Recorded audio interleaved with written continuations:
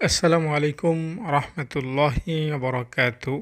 প্রিয় দিনদার ইমানদার পরহেজগার মুত্তাকি মুমিন মুসলমান ভাই ও বোনেরা, আজকের এই ভিডিওটিতে আমি সুবহানাল্লাহ, আলহামদুলিল্লাহ, আল্লাহু আকবার, লা ইলাহা ইল্লাল্লাহর ফজিলত প্রসঙ্গে কোরআন এবং হাদিসের দলিল সহকারে কিছু কথা বলার চেষ্টা করব ইনশাআল্লাহ।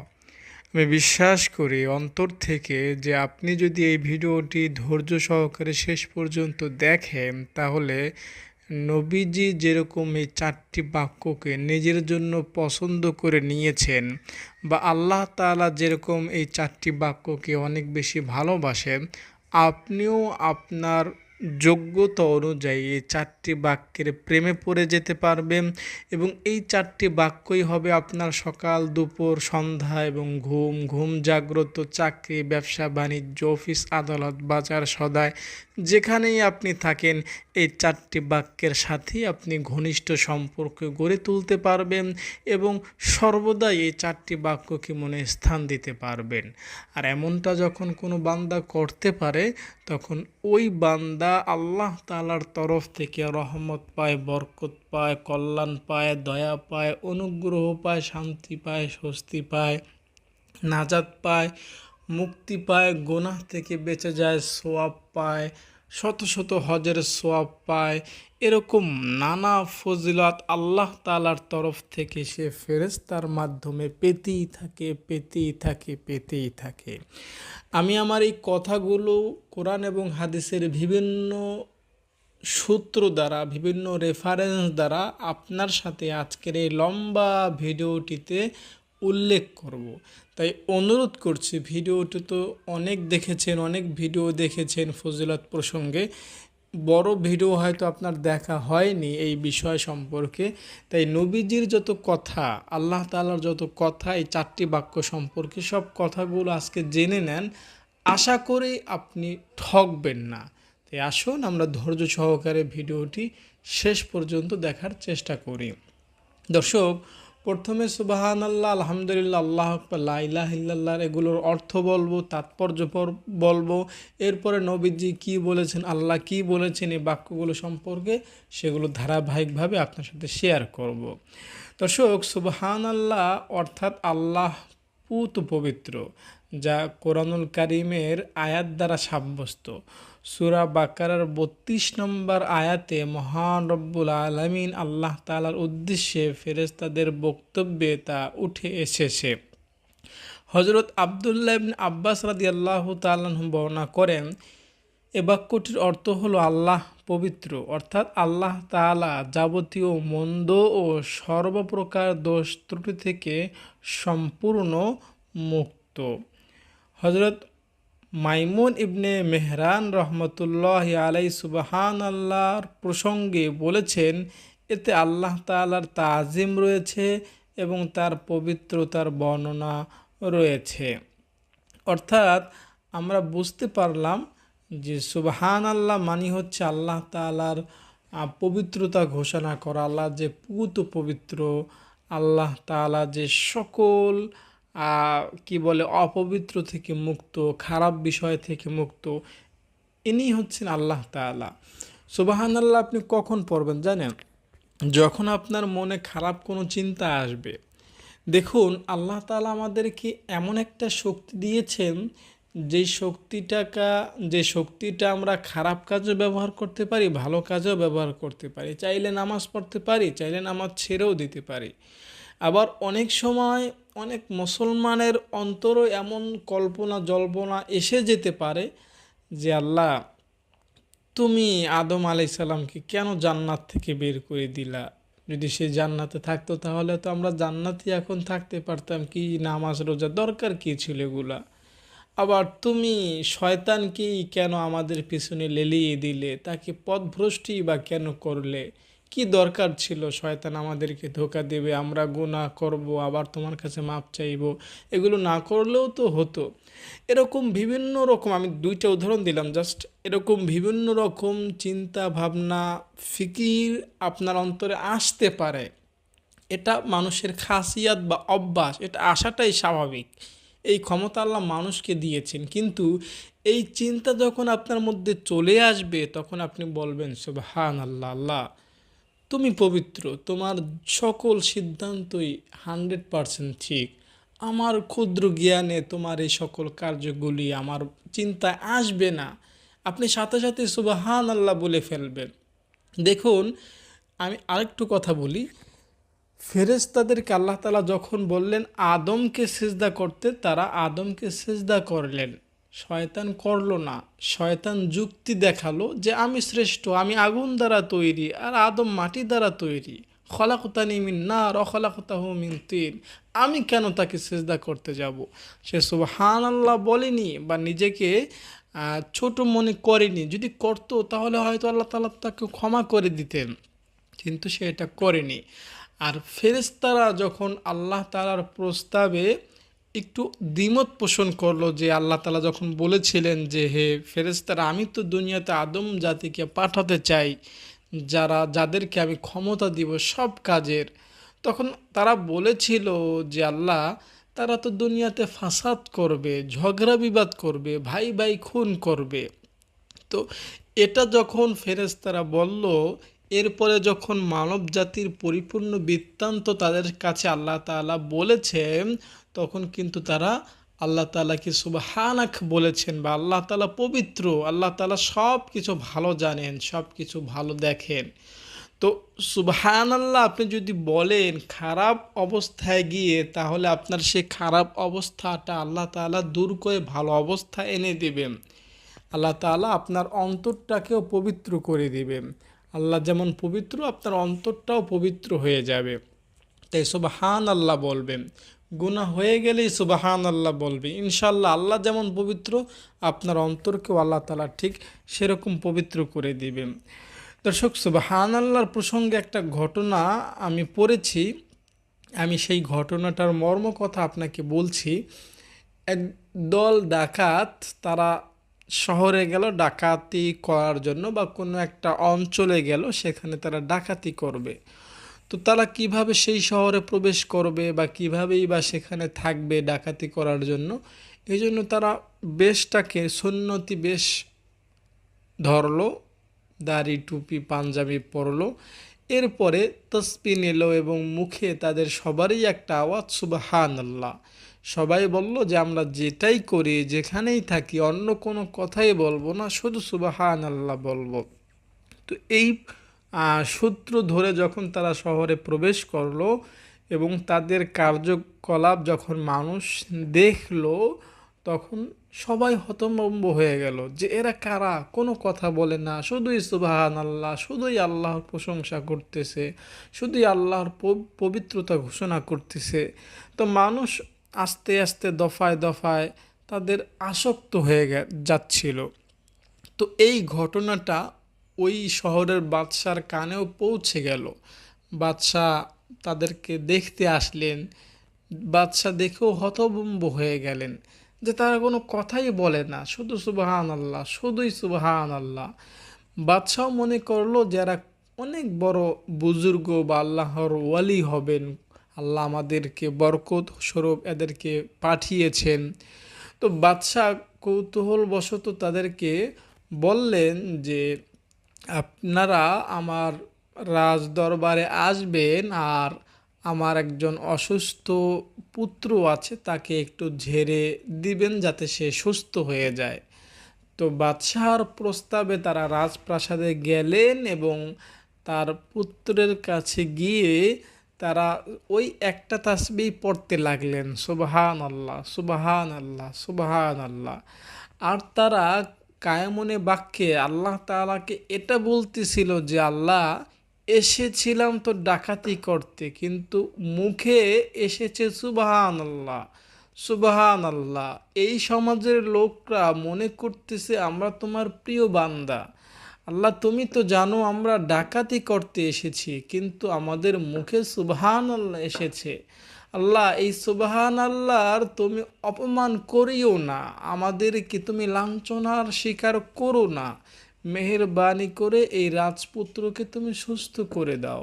তারা এভাবে যখন কায়মনে বাক্যে তাদের দুর্বলতাগুলো আল্লাহকে বলতেছিল এবং এই সুবহানাল্লাহর উসিলা দিয়ে দোয়া করতেছিল, সাথে সাথে ওই বাদশার একদম একদম খারাপ রোগ, যেটা সুস্থ হওয়ার কোনো চিন্তাই এসেছিল না, সেরকম একটা কঠিন রোগ মুহূর্তেই ভালো হয়ে গেল। তো দেখুন, আল্লাহ তাআলা ওই ডাকাত দলদেরকে কঠিন একটা পরীক্ষার মধ্যেও এরকম একটা সম্মানজনক পুরস্কার দিলেন বা সম্মানিত করেই সেখান থেকে ফিরিয়ে দিলেন। কিসের বরকতে? সুবহানাল্লাহ। এজন্য সুবহানাল্লাহ পাঠ করবেন। সুবহানাল্লাহ আপনাকে সকল কঠিন বিষয় থেকে খুব সহজেই নাজাত দিয়ে দিবে। ভালো মানুষের সাথে থাকলে বা ভালো জিনিসের সাথে থাকলে সেটা এমনিতেই ভালো হয়ে যায়। আমরা যারা ওয়াজ মাহফিলে শীতকালে যাই, তারা এই কথাটি হয়তো অনেক বক্তার মুখ থেকেই শুনেছি যে এইখানে যারা এসেছেন তাদেরকে ফেরেশতারা বেষ্টন করে রেখেছেন, তাদের গুনাহগুলো আল্লাহ তাআলা মাফ করে দিবেন। তো একজন ফেরেশতা আল্লাহ তাআলাকে বলে যে, আল্লাহ, এখানে সবাইকে তুমি মাফ করেছো, কোনো প্রশ্ন আমাদের নাই, কিন্তু এই যে 100 মানুষ এখানে ওয়াজ শুনতে আসলো, এই 100 মানুষের মধ্যে একজন মানুষ তো বক্তাকে দেখার জন্য এসেছে, বা কাউকে সাক্ষাতের জন্য এসেছে, বা কাউকে কিছু দেওয়ার জন্য এসেছে, বা কিছু চুরি করার জন্য এসেছে, তাকেও তো তুমি ক্ষমা করে দিলে, কারণ কি? তখন আল্লাহ তাআলা বলেন যে, আমি এই মজলিসটাকে অনেক বেশি পছন্দ করি, এখানে যেই আসুক তাকেই আমি প্রিয় বানিয়ে নিই, এখানে যে যে উদ্দেশ্যে আসুক না কেন তার গুনাই আমি ক্ষমা করে দিই।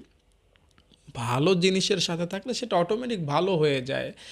ধানের সাথে চিটা থাকে, চাউলের সাথে পাথরের গুঁড়ি থাকে, কিন্তু সেগুলো ধান এবং চালের মূল্যেই বিক্রি হয়ে যায় বাজারে, কিন্তু আলাদা করলে পাথরের চাউলের মতো ওজনে বিক্রি হবে না। ধান থেকে চিটা আলাদা করলে সেটা কেউ কিনবেই না। তো ভালো জিনিসের সাথে থাকবেন, আল্লাহ তাআলা আপনাকে ভালো করে দিবেন। ভালো জিনিস হচ্ছে সুবহানাল্লাহ, আলহামদুলিল্লাহ, আল্লাহু আকবার। তাই এগুলোকে বেশি বেশি ভালোবাসবেন, আল্লাহ তাআলা আপনাকে অনেক বেশি পছন্দ করবেন। এবার আসুন দর্শক, আমরা আল্লাহু আকবারের অর্থ, ফজিলত বা তাৎপর্য সম্পর্কে একটু জেনে নেই। দর্শক, আল্লাহ তাআলা সবচেয়ে বড়, তার চেয়ে বড় কেউ নেই, এই ধ্বনি, এই বার্তা প্রকাশ করে আল্লাহু আকবার। শক্তি সামর্থ্যের সম্মান সব দিক থেকেই মহান আল্লাহ সবার ঊর্ধ্বে। আল্লাহু আকবার এমন এক মহান শব্দ যে ধ্বনি শুনে শয়তান পলায়ন করে, লজ্জিত হয়, নিন্দিত হয়। আল্লাহু আকবার ধ্বনি বরকতময় এক মহান কালেমা, যে ধ্বনিতে মুমিনের চিত্ত প্রশান্ত হয়। ওমর ইবনুল খাত্তাব রাদিয়াল্লাহু তাআলা আনহু বলেন, আল্লাহু আকবার দুনিয়ার শ্রেষ্ঠ বাক্য। তাফসিরে কুরতুবিতে কথা বলা হয়েছে। দর্শক, এই আল্লাহু আকবার আমরা বিভিন্ন জায়গায় ব্যবহার করি। নামাজ যখন শুরু করি আল্লাহু আকবার বলি, আল্লাহু আকবার বলা ছাড়া নামাজ হবে না। এরপরে যখন আমরা হজে যাই তখনও কিন্তু আল্লাহু আকবার বলি। এরপরে যখন ঈদ আসে, ঈদের তাকবীর দিই আল্লাহু আকবার, আল্লাহু আকবার, লা ইলাহা ইল্লাল্লাহু, আল্লাহু আকবার ওয়ালিল্লাহিল হামদ। এরপরে যখন আমরা সফরে যাই তখন আমরা আল্লাহকে ডাকি, আল্লাহু আকবার বলি। যখন পশু জবাই করি, কোরবানি করি, তখন আমরা আল্লাহু আকবার বলি। আল্লাহু আকবার বলা ছাড়া কিন্তু পশু জবাই শুদ্ধ হবে না, বা আল্লাহ তাআলার নাম নেয়া ছাড়া পশু জবাই শুদ্ধ হবে না। এরপরে যখন আগুন নিভাতে যাই তখন আমরা আল্লাহু আকবার বলি। তাকবীরের খেয়ালে আমরা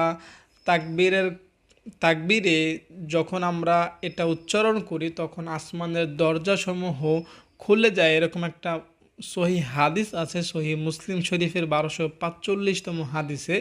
হাদিসটা হচ্ছে, একবার রাসূল সাল্লাল্লাহু আলাইহি সাল্লামের সঙ্গে নামাজ আদায়কালে এক ব্যক্তি বলে উঠল, আল্লাহু আকবার কাবীরা আলহামদুলিল্লাহি কাসীরা ওয়া সুবহানাল্লাহি বুকরাতাও ওয়া আসীলা।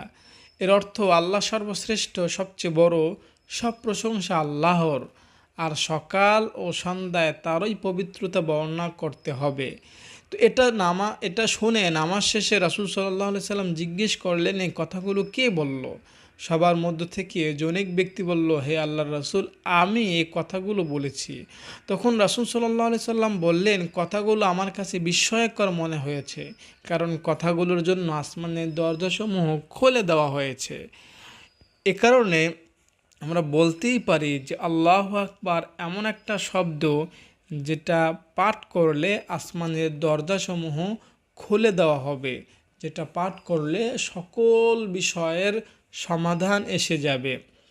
দর্শক, এজন্য আপনি আল্লাহু আকবার বেশি পাঠ করবেন, সুবহানাল্লাহ বেশি পাঠ করবেন, এবং যেগুলো পাঠ করলে আল্লাহ তাআলা অনেক বেশি খুশি হয় সেগুলোকে বেশি বেশি পাঠ করবেন। দর্শক, এখন আমি লা ইলাহা ইল্লাল্লাহর গুরুত্ব প্রসঙ্গে কিছু হাদিস আপনাকে শোনাবো। আশা করি ধৈর্য নিয়ে ভিডিওটি দেখবেন। নবীগণ যত ওজিফা পাঠ করেছেন তার মধ্যে সবচেয়ে উত্তম ওজিফা হচ্ছে লা ইলাহা ইল্লাল্লাহ। আলী রাদিয়াল্লাহু তাআলা আনহু থেকে বর্ণিত, নবী করিম সাল্লাল্লাহু আলাইহি সাল্লাম বলেছেন, আরাফাতের সন্ধ্যায় আমি এবং আমার পূর্বে নবীগণ যা বলেছি তন্মধ্যে সর্বোত্তম হচ্ছে লা ইলাহা ইল্লাল্লাহ ওয়াহদাহু লা শারীকা লাহু লাহুল মুলকু ওয়া লাহুল হামদু ওয়া হুয়া আলা কুল্লি শাইইন কাদির। দেখুন, এটাকে সর্বোত্তম বলা হয়েছে, সর্বশ্রেষ্ঠ বলা হয়েছে। অপর বর্ণনা এসেছে সর্বোত্তম দোয়া আরাফার দিনের দোয়া। আমি ও আমার পূর্বে নবীগণ যা বলেছি তন্মধ্যে সর্বোত্তম হচ্ছে এই দোয়াটি। এছাড়াও লা ইলাহা ইল্লাল্লাহর ফজিলত প্রসঙ্গে বলা হয়েছে, কিয়ামতের দিন এটি পাপের দফতরের বিপরীতে ভারী হয়ে নুয়ে পড়বে। যেমন আব্দুল্লাহ ইবনে আমর ইবনে আস রাদিয়াল্লাহু তাআলা আনহুর হাদিসে এসেছে নবী করিম সাল্লাল্লাহু আলাইহি সাল্লাম বলেছেন যে কিয়ামতের দিন সকল মানুষের সামনে আমার উম্মত থেকে একটি ব্যক্তিকে চিৎকার করে ডাকা হবে, অতঃপর তার ৯৯টি দফতর খোলা হবে। আমরা যে গুনাহগুলো করেছি সেগুলো কিন্তু বাম কাঁধে লেখা আছে, এবং যার গুনাহ যত বেশি তার দফতর তত বেশি হবে। তো এক ব্যক্তির ৯৯টি দফতর খোলা হবে এবং তাকে ডেকে তার সামনে এটা করা হবে। তো সে দেখে এটা হতভম্ব হয়ে যাবে যে আমার গুনাহ এত বেশি। তাকে আল্লাহ তাআলা জিজ্ঞাসা করবে যে এই গুনাহ কি তুমি করেছো? তখন সে বলবে, হ্যাঁ আল্লাহ, আমি তো এটা করেছি, আমি ভুল করেছি। তো আল্লাহ তাআলা তার এই ৯৯টি দফতরকে মিজানের এক পাল্লায় রাখবেন, আর তার কালিমা যেটা ছিল, যেটা পরে সে মুসলমান হয়েছে বা যেটার উপর সে ঈমান এনেছিল, আশহাদু আল্লা ইলাহা ইল্লাল্লাহ ওয়া আশহাদু আন্না মুহাম্মাদান আবদুহু ওয়া রাসূলুহু, এটা সে আরেক পাল্লায় রাখবে। দেখা যাবে এবার সে ওজন দেওয়ার পরে ওই ৯৯টি দফতর কোটি কোটি মিলিয়ন ট্রিলিয়ন গুণা হালকা হয়ে গিয়েছে, আর এই কালিমাটি ভারী হয়ে গিয়েছে। তো এজন্য আমরা যদি এই কালিমাটি পড়ি, এতে করে কিন্তু আমরাও অনেক বেশি উপকার পেতে পারবো। তো এজন্য আমরা আসুন এই কালিমাটি বেশি বেশি পাঠ করি। দর্শক, সে লোকটি বলবে, হে আমার রব, এসব দফতরের বিপরীতে এই কার্ডটির মূল্য কী? আল্লাহ বলবেন, তুমি জুলুমের শিকার হবে না। তিনি বললেন, অতঃপর সকল দফতর এক পাল্লায় আর এই কালিমাটি অপর পাল্লায় রাখা হলো। তখন দফতরগুলো উপরে উঠে যাবে আর কালিমাটির ওয়েট ভারী হয়ে যাবে। এতে সন্দেহ নেই যে এই ব্যক্তি অন্তরের অন্তঃস্থল থেকে লা ইলাহা ইল্লাল্লাহ বলেছে, সেজন্যই তার এই কালিমাটি সকল দফতরকে হালকা করে নিজে ভারী হয়ে নুয়ে পড়েছে। কারণ মানুষের অন্তরে থাকা ঈমানের তারতম্যের ফলে আমলেরও তারতম্য হয়, অন্যথায় সে ময়দানে এরূপ লোক অনেক থাকবে যারা লা ইলাহা ইল্লাল্লাহ বলেছে কিন্তু তার মতো তাদের সওয়াব হাসিল হবে না, কারণ তাদের অন্তরে কালিমার ঈমান দুর্বল ছিল। ইমাম বুখারী ও মুসলিম রহমতুল্লাহি আলাই আনাস রাদিয়াল্লাহু তাআলা আনহুর সূত্রে বর্ণনা করেন, নবী করিম সাল্লাল্লাহু আলাইহি সাল্লাম বলেছেন, লা ইলাহা ইল্লাল্লাহ যে বলেছে এবং তার অন্তরে জবের ওজন পরিমাণ কল্যাণ রয়েছে, সে জাহান্নাম থেকে বের হবে। জাহান্নাম থেকে সেও বের হবে যে লা ইলাহা ইল্লাল্লাহ বলেছে এবং তার অন্তরে গম পরিমাণ কল্যাণ রয়েছে। আবার জাহান্নাম থেকে সেও বের হবে যে লা ইলাহা ইল্লাল্লাহ বলেছে এবং তার অন্তরে অনুপরিমাণ ঈমান রয়েছে। তো দেখুন এখানে জবের পরিমাণ ঈমানের কথা বলা হয়েছে, গমের পরিমাণ ঈমানের কথা বলা হয়েছে এবং অনুপরিমাণ ঈমানের কথা বলা হয়েছে। তো লা ইলাহা ইল্লাল্লাহ পড়লে এটা নিশ্চিত যে জাহান্নাম থেকে বাঁচা যাবে, তবে এর ফজিলাত অনেকের ক্ষেত্রে অনেক কম বেশি হবে। যে মন থেকে পড়েছে, অনেক বেশি বিশ্বাস নিয়ে পড়েছে, তার সওয়াব বেশি হবে। আর যে একটু দুর্বলতা নিয়ে পড়েছে তার সওয়াবটা একটু কমই হবে। তাই এ থেকে সাব্যস্ত হয় যে লা ইলাহা ইল্লাল্লাহ বলা সবাই সমান নয়, সমানভাবে সবাই তার ঈমান ধারণ করেনি। লা ইলাহা ইল্লাল্লাহর আরেকটা ফজিলত হচ্ছে, যদি আসমান ও জমিনকে এ কালিমার বিপরীতে ওজন করা হয় তবুও তা নুয়ে পড়বে। যেমন আবদুল্লাহ ইবনে আমর রাদিয়াল্লাহু তাআলা আনহু নবী করিম সাল্লাল্লাহু আলাইহি সাল্লাম থেকে বর্ণনা করেন, নূহ আলাইহিস সালাম মৃত্যুর সময় সেও সন্তানকে বলেছে, আমি তোমাকে লা ইলাহা ইল্লাল্লাহ নির্দেশ দিচ্ছি, কারণ যদি 7 আসমান ও 7 জমিন এক পাল্লায় রাখা হয় আর লা ইলাহা ইল্লাল্লাহকে অপর পাল্লায় রাখা হয় তবুও লা ইলাহা ইল্লাল্লাহ তাদের বিপরীতে নুয়ে পড়বে। আর যদি 7 আসমান এক বৃত্তে পরিণত হয় তবুও লা ইলাহা ইল্লাল্লাহ তাকে হালকা করে দিবে। দেখুন কত বড় ওয়েট বা কত বড় গুরুত্বপূর্ণ কথা নূহ আলাইহিস সালাম তার সন্তানকে বললেন। 7 আসমান 7 জমিনের মধ্যে যা কিছু আছে তার চেয়ে শ্রেষ্ঠ হচ্ছে লা ইলাহা ইল্লাল্লাহ। এর আরও অনেক ফজিলত আছে, শুনতে শুনতে আপনি হতভম্ব হয়ে যাবেন। আরেকটা ফজিলত হচ্ছে, আল্লাহর সাথে কালিমার কোনো পর্দা নেই, বরং সকল পর্দা ভেদ করে সে আল্লাহ পর্যন্ত পৌঁছে যায়। তিরমিজি আবু হুরায়রা রাদিয়াল্লাহু তাআলা আনহু থেকে বর্ণনা করে নবী করিম সাল্লাল্লাহু আলাইহি সাল্লাম বলেছেন, কোনো বান্দা যখনই অন্তরের অন্তঃস্থল থেকে লা ইলাহা ইল্লাল্লাহ বলেছে তখনই অবশ্যই তার জন্য আসমানের দরজাসমূহ খোলা হয়েছে, যেন তা আরশ পর্যন্ত পৌঁছে যায়, যে যাবৎ সে কবিরা গুনাহ থেকে বেঁচে থাকে।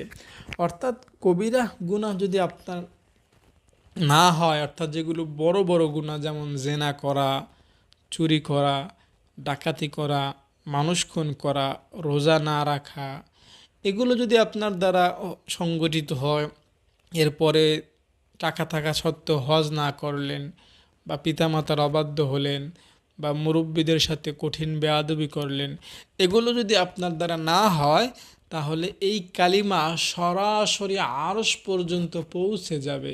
এবং এটা বলাই যায় যে এই কালিমাটি অন্তর থেকে পড়ার ফলে আপনার সকল বাসনা, আশা, আকাঙ্ক্ষা, তামান্না রব পূরণ করে দিবে। দর্শক, এই কালিমার আরও ফজিলত শুনুন। এই কালিমা যে বলবে তার জন্য তা নাজাত স্বরূপ হবে। সই হাদিসে এসেছে যে নবী সাল্লাল্লাহু আলাইহি সাল্লাম বলেছেন, আশহাদু আল্লা ইলাহা ইল্লাল্লাহ, এইটা এক ব্যক্তি মুয়াজ্জিনে আজান করতেছিল তখন এটা সে বলতেছিল। তো নবীজি এটা শুনে বললেন যে সে জাহান্নাম থেকে মুক্ত হয়ে গেল। নবীজি এক ব্যক্তি মুয়াজ্জিন আজান দিচ্ছিল আর তখন আশহাদু আল্লাহ ইলাহা ইল্লাল্লাহ বলছিল, নবীজি এটা শুনতে পেলেন আর তিনি বললেন সে জাহান্নাম থেকে মুক্ত হয়ে গেল। এছাড়াও নবীজির আরও একটা হাদিস এরকম আছে, নিশ্চয়ই যে আল্লাহর সন্তুষ্টি অর্জন করার উদ্দেশ্যে লা ইলাহা ইল্লাল্লাহ বলবে, আল্লাহ তাআলা তাকে আগুনের উপর হারাম করে দিবেন, আগুন তার জন্য হারাম হয়ে যাবে। কত বড় ফজিলতপূর্ণ কথা শুনুন। এই কালিমাকে নবী করিম সাল্লাল্লাহু আলাইহি সাল্লাম ইমানের সর্বোত্তম শাখা বলেছেন। আবু হুরায়রা রাদিয়াল্লাহু তাআলা থেকে এরকম একটা হাদিস আছে, ইমানের 70টির উপর শাখা রয়েছে। নবীজি বলেছেন এর সর্বোত্তম শাখা হচ্ছে লা ইলাহা ইল্লাল্লাহ, আর সবচেয়ে নিচের শাখা বা নিম্ন স্তর হচ্ছে রাস্তা থেকে মানুষের চলাচল যেখানে করে মানুষ সেখান থেকে কষ্টদায়ক বস্তু সরিয়ে দেওয়া। হাদিসে এসেছে যে ব্যক্তি রাস্তা থেকে কষ্টদায়ক বস্তু সরিয়ে দেবে সে জান্নাতে চলে যেতে পারবে। এই কালিমার আরেকটা ফজিলত হচ্ছে এই কালিমাকে নবী করিম সাল্লাল্লাহু আলাইহি সাল্লাম সর্বোত্তম জিকির বলেছেন। যেমন ইমাম তিরমিজি প্রমুখগণ জাবের ইবনে আবদুল্লাহ রাদিয়াল্লাহু তাআলা আনহু থেকে বর্ণনা করেন, তিনি রাসূল সাল্লাল্লাহু আলাইহি সাল্লামকে বলতে শুনেছেন, সর্বোত্তম জিকির হলো লা ইলাহা ইল্লাল্লাহ এবং সর্বোত্তম দোয়া হলো আলহামদুলিল্লাহ। লা ইলাহা ইল্লাল্লাহর আরেকটা ফজিলত হচ্ছে কালিমা যে অন্তর থেকে বলবে কিয়ামতের দিন রাসূল সাল্লাল্লাহু আলাইহি সাল্লামের সুপারিশ লাভ করে সবচেয়ে বেশি সেই ধন্য হবে। আবু হুরায়রা রাদিয়াল্লাহু তাআলা আনহু থেকে বর্ণিত, তিনি বলেন, জিজ্ঞাসা করা হলো, হে আল্লাহর রাসূল, কিয়ামতের দিন আপনার সুপারিশ লাভ করে সবচেয়ে বেশি ধন্য হবে কে? তিনি বললেন, হে আবু হুরায়রা, আমি ধারণা করেছি হাদিস সম্পর্কে তোমার চেয়ে আগে কেউ আমাকে জিজ্ঞেস করবে না, কারণ হাদিসের উপর আমি তোমার আগ্রহ লক্ষ্য করেছি। কিয়ামতের দিন আমার সুপারিশ লাভ করে সবচেয়ে বেশি ভাগ্যবান হবে সে যে নিজের অন্তর অথবা নফস থেকে খালিসভাবে লা ইলাহা ইল্লাল্লাহ বলবে। অর্থাৎ আপনি যদি অন্তরের গহীন থেকে শুধুমাত্র একেবারে নিষ্ঠার সাথে আল্লাহকে সাক্ষী দিতে পারি যে আল্লাহ তুমি এক এবং নবীকে বিশ্বাস করতে পারি, তাহলে নবীজি আমাদের জন্য সুপারিশ করবেন। দর্শক, গত রাতে আমি একটা ক্যালকুলেটর করেছি, বর্তমান বিশ্বে 800 কোটির মতো মানুষ আছে। এই 800 কোটি মানুষের বিপরীতে মাত্র 200 কোটির মতো বা 200 কোটির কম মানুষ আছে যারা মুসলিম বা আল্লাহকে এক রব হিসাবে মানে। আর বাকি 600 কোটির বেশি মানুষ যারা হিন্দু, বৌদ্ধ, খ্রিস্টান 240 কোটির মতো আছে, হিন্দু 140 কোটির মতো, আর বৌদ্ধ বা ইহুদি এদের সংখ্যাও অনেক, আর নাস্তিকের সংখ্যাও পৃথিবীতে বহু রয়েছে 100 কোটির মতো। তো এজন্য আমি দেখলাম যে 800 কোটির মধ্যে প্রত্যেকজনের বিপরীতে, প্রতি 400 জনের বিপরীতে আমি একজন মুসলমান। অর্থাৎ পৃথিবীর এক জায়গায় যদি 400 জন মানুষকে জমা করা হয়, ওই 400 জনের মধ্যে আমি একজন শুধু মুসলমান। সহজভাবে বোঝানো যেতে এরকম যে 100 মানুষের মধ্যে একজন মুসলমান। 800 কোটি মানুষ পৃথিবীতে রয়েছে যাদের মধ্যে বিশাল একটা সংখ্যাই নির্ঘাত জাহান্নামে চলে যাবে যদি তাদের অবস্থা এরকমই মৃত্যু হয়। তাহলে একটু চিন্তা করুন যে আল্লাহ তাআলা আমাদেরকে কত বড় দৌলত দিয়েছেন। এটা তো শুধু মানুষের হিসাব বললাম, মানুষ 600 কোটি তারা ঈমান আনেনি, কালিমা পড়েনি, ফলে তারা নির্ঘাত জাহান্নামে যাবে। এরকম কিন্তু জিনের সংখ্যাও, আমি কোথাও পড়েছিলাম যে মানুষ থেকে জিনের সংখ্যা আরও অনেক অনেক বেশি, কারণ জিনরা মানুষের মতো এত কম হায়াত পায় না। আমি যেটা জানি, জিনেরা অনেক সময় বাঁচে, হাজার হাজার বছরও তাদের জীবনকাল। তো এই জিনরা কিন্তু পৃথিবীতে অনেক রয়েছে। তো এই জিনরাও কিন্তু জাহান্নামে যাবে, এবং জিনদের আমার যতটুকু ধারণা, আল্লাহ মাফ করুক, তারা জাহান্নামে বেশি যাবে, কারণ তারা আল্লাহ তাআলার অবাধ্য। তারা অবাধ্য হওয়ার ফলেই কিন্তু আল্লাহ তাআলা তাদেরকে দুনিয়া থেকে ধ্বংস করে দিতে চেয়েছিলেন, কিছু রেখেছিলেন, সেখান থেকে অনেক হয়ে গিয়েছে আজকে। তো এবার আসুন আরেকটা জাতি সম্পর্কে জানি, সেটা হচ্ছে ইয়াজুজ মাজুজ। দর্শক, ইয়াজুজ মাজুজের সংখ্যাও কিন্তু অনেক বেশি।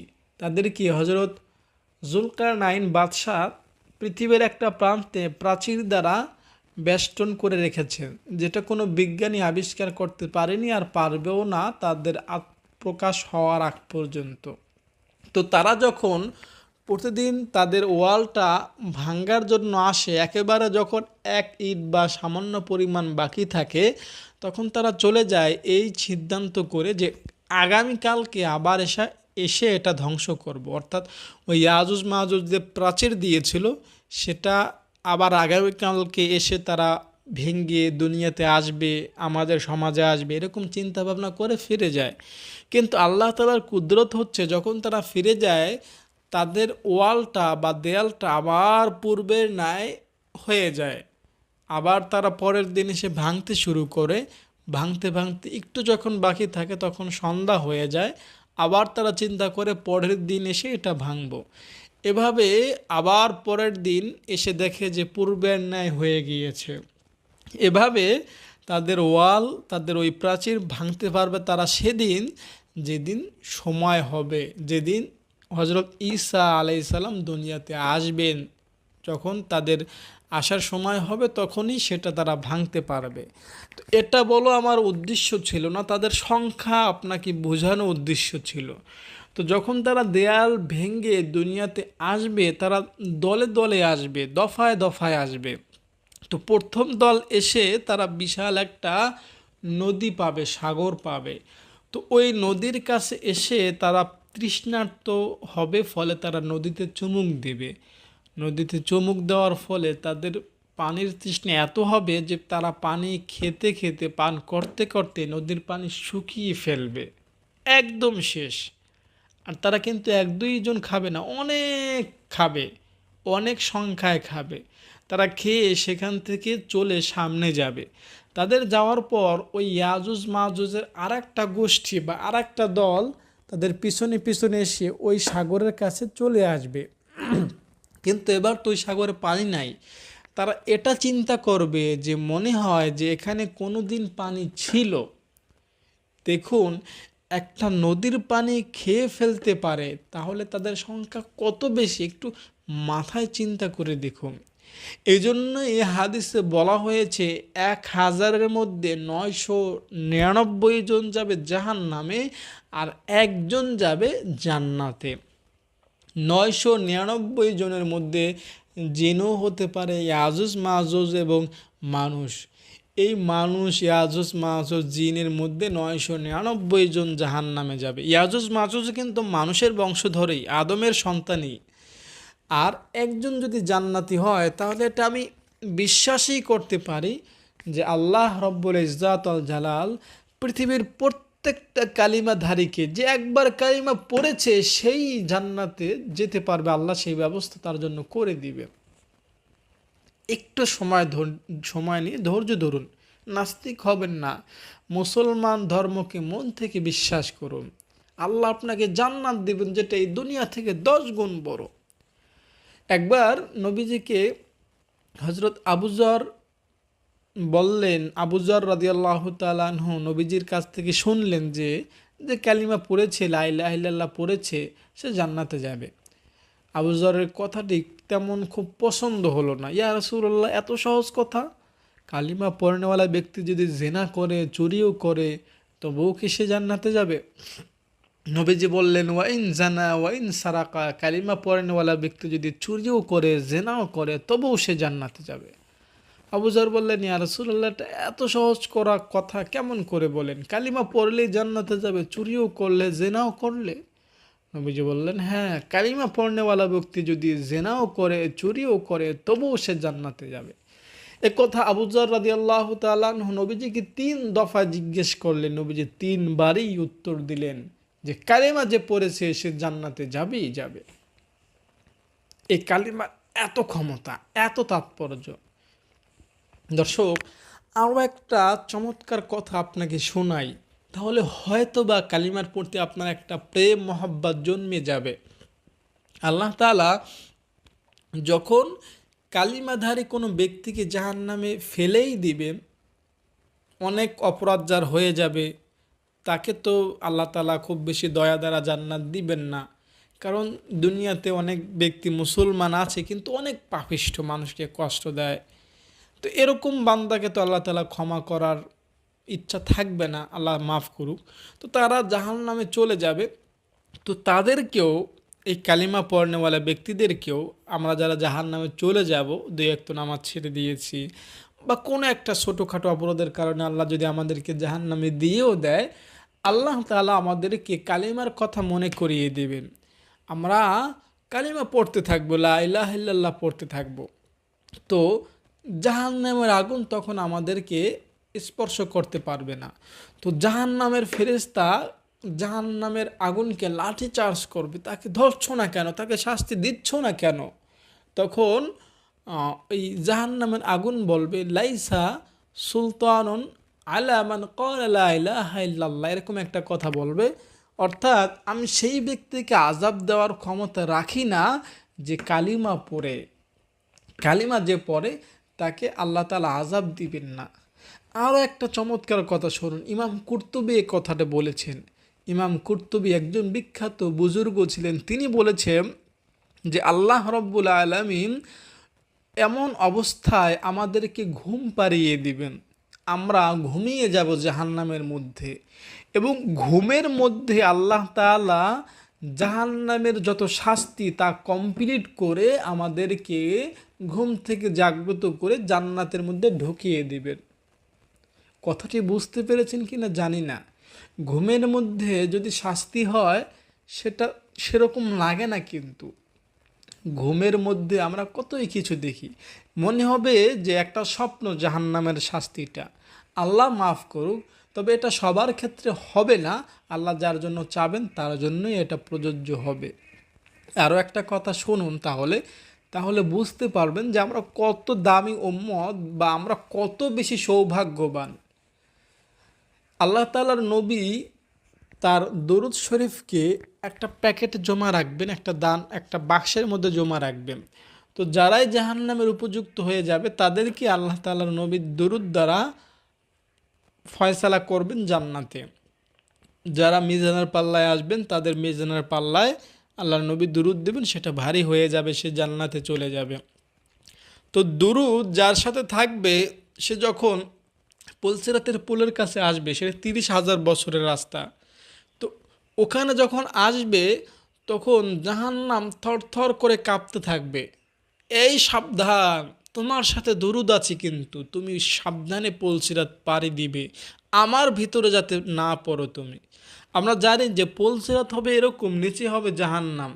তো জাহান্নাম থরথর থরথর করে কাঁপতে থাকবে, সাবধান, তুমি সতর্ক হয়ে যাও, আমার মধ্যে তুমি পড়ো না, কারণ তোমার মধ্যে দরুদ আছে, তোমাকে শাস্তি দেওয়ার ক্ষমতা আমার নাই। জাহান্নাম এত শক্তিশালী হয়ে দেখা দিবে হাশরের ময়দানে যে 70,000 শিকল তার মধ্যে থাকবে, আর 70,000-এর প্রত্যেকটা শিকলকে আবার 70,000 ফেরেশতা ধরে রাখবে। সেই হিসাবে 400 কোটির মতো ফেরেশতা মোটামুটি ওই জাহান্নামকে ধরে রাখবে, তারপরেও তারা ধরে রাখতে পারবে না। জিব্রাইলের মতো ফেরেশতা জমিনে বসে পড়বে, আল্লাহ আমাকে বাঁচাও, ওই জাহান্নামকে দেখে। এমন জাহান্নামকে আল্লাহ তাআলা নিভিয়ে দিবেন সামান্য একটু পানি দিয়ে। জিজ্ঞাসা করা হবে, আল্লাহ এই পানি কি জমজমের, না হাউজে কাউসারের, না অন্য কোনো কিছুর? আল্লাহ তাআলা বলবেন, না, এটা অন্য কোনো পানি নয়, আমার বান্দা যে আমার কাছে মোনাজাত ধরে চোখের পানি ফেলেছিল, সেই পানি দ্বারা এই জাহান্নাম দূরে সরে যাবে, এই জাহান্নাম নিভে যাবে। চোখের পানিকে জাহান্নাম এত বেশি ভয় পায়। তো এই জন্য আমরা যদি কালিমা পড়তেই পারি, এই জাহান্নাম কিন্তু আমাদেরকে কোনো শাস্তি দিতে পারবে না, আল্লাহ তাআলা কিন্তু আমাদেরকে জান্নাত দান করে দিবে। তো আসুন আমরা কালিমা সম্পর্কে আরও কিছু জানি। দর্শক, হাদিস শরীফের মধ্যে আরও রয়েছে যে এই কালিমা যদি আমরা পড়ি তাহলে আল্লাহ রাব্বুল আলামিন আমাদেরকে খুশি হয়ে মাফ করে দিবেন, এবং আল্লাহ রাব্বুল আলামিন আমাদেরকে জান্নাত দিয়ে ধন্য করবেন। দর্শক, এবার আমরা আলহামদুলিল্লাহ প্রসঙ্গে কিছু তথ্য জানব। দর্শক, আল্লাহর প্রশংসার ফজিলত অত্যাধিক, যে কারণে আল্লাহ তাআলা কোরআন কারিমের প্রথম সূরায় বান্দাকে প্রশংসা করার পদ্ধতি শিক্ষা দান করেছেন। আল্লাহ তাআলা বান্দাকে তার প্রশংসা করার জন্যই অসংখ্য সওয়াব দান করবেন। হাদিসে কুদসিতে আল্লাহর প্রশংসার এরূপ একটি ফজিলত এসেছে যেটা হলো হজরত আনাস রাদিয়াল্লাহু তাআলা আনহু থেকে বর্ণিত, এক ব্যক্তি বিশ্বনবী সাল্লাল্লাহু আলাইহি সাল্লাম নিকট আসলেন, তখন তিনি নামাজ আদায় করছিলেন। অতঃপর তিনি বললেন, আলহামদুলিল্লাহি হামদান কাসীরান তাইয়িবান মুবারাকান ফি। তো এটা যখন সে পড়ল, নবীজি সাল্লাল্লাহু আলাইহি সাল্লাম নামাজ শেষ করে বললেন, তোমাদের মধ্যে কে এই বাক্যটি পাঠকারী? সবাই চুপ করে রইল। তিনি বললেন, রাসূল সাল্লাল্লাহু আলাইহি সাল্লাম তিনবার পাঠকারী ব্যক্তিকে এটা জিজ্ঞেস করলেন। তিনবার জিজ্ঞেস করার পর এক ব্যক্তি বলল, আমি তা বলেছি ইয়া রাসূলুল্লাহ, আমি ভালো উদ্দেশ্য ব্যতীত অন্য কোনো উদ্দেশ্য বলিনি। অর্থাৎ নবীজির পিছনে নামাজ পড়তেছেন, হঠাৎই এই বাক্যটা পড়েছে, সে ভাবলো নবীজি আমাকে খারাপ না কি বলে, তো এই ভেবে সে হাত উঠাতে চাচ্ছিল না। তো তিনবার যখন বলল, সে বাধ্য হয়ে হাত উঠালো। তখন নবীজি খুশির সংবাদ শোনালেন। তিনি বললেন যে রাসূল সাল্লাল্লাহু আলাইহি সাল্লাম বললেন, 12 জন ফেরেশতা তাকে গ্রহণ করার জন্য দ্রুত ছুটে এসেছে।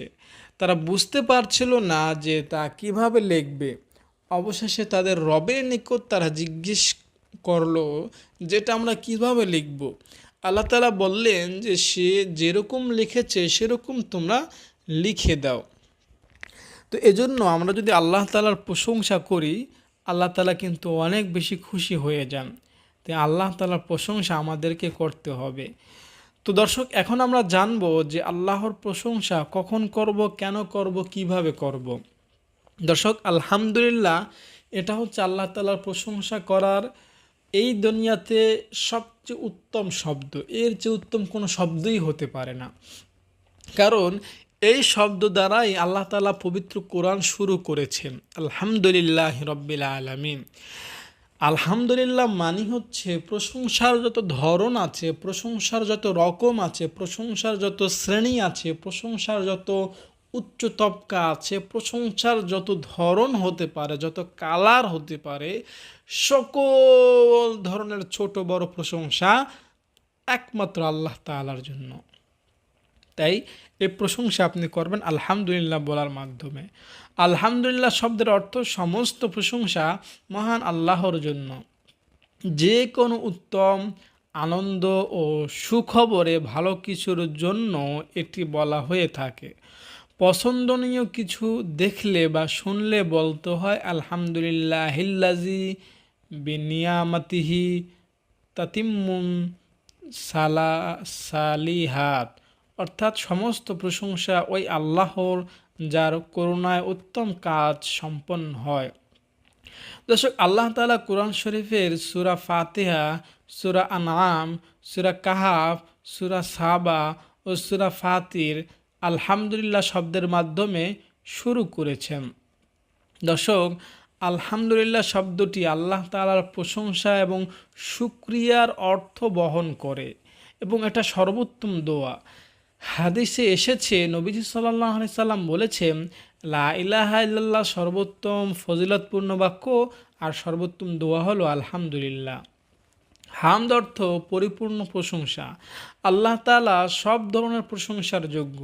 আল্লাহ তাআলার মাহাত্ম্য বর্ণনা ও প্রশংসার জন্য আলহামদুলিল্লাহ থেকে উত্তম আর কোনো বাক্য হতে পারে না।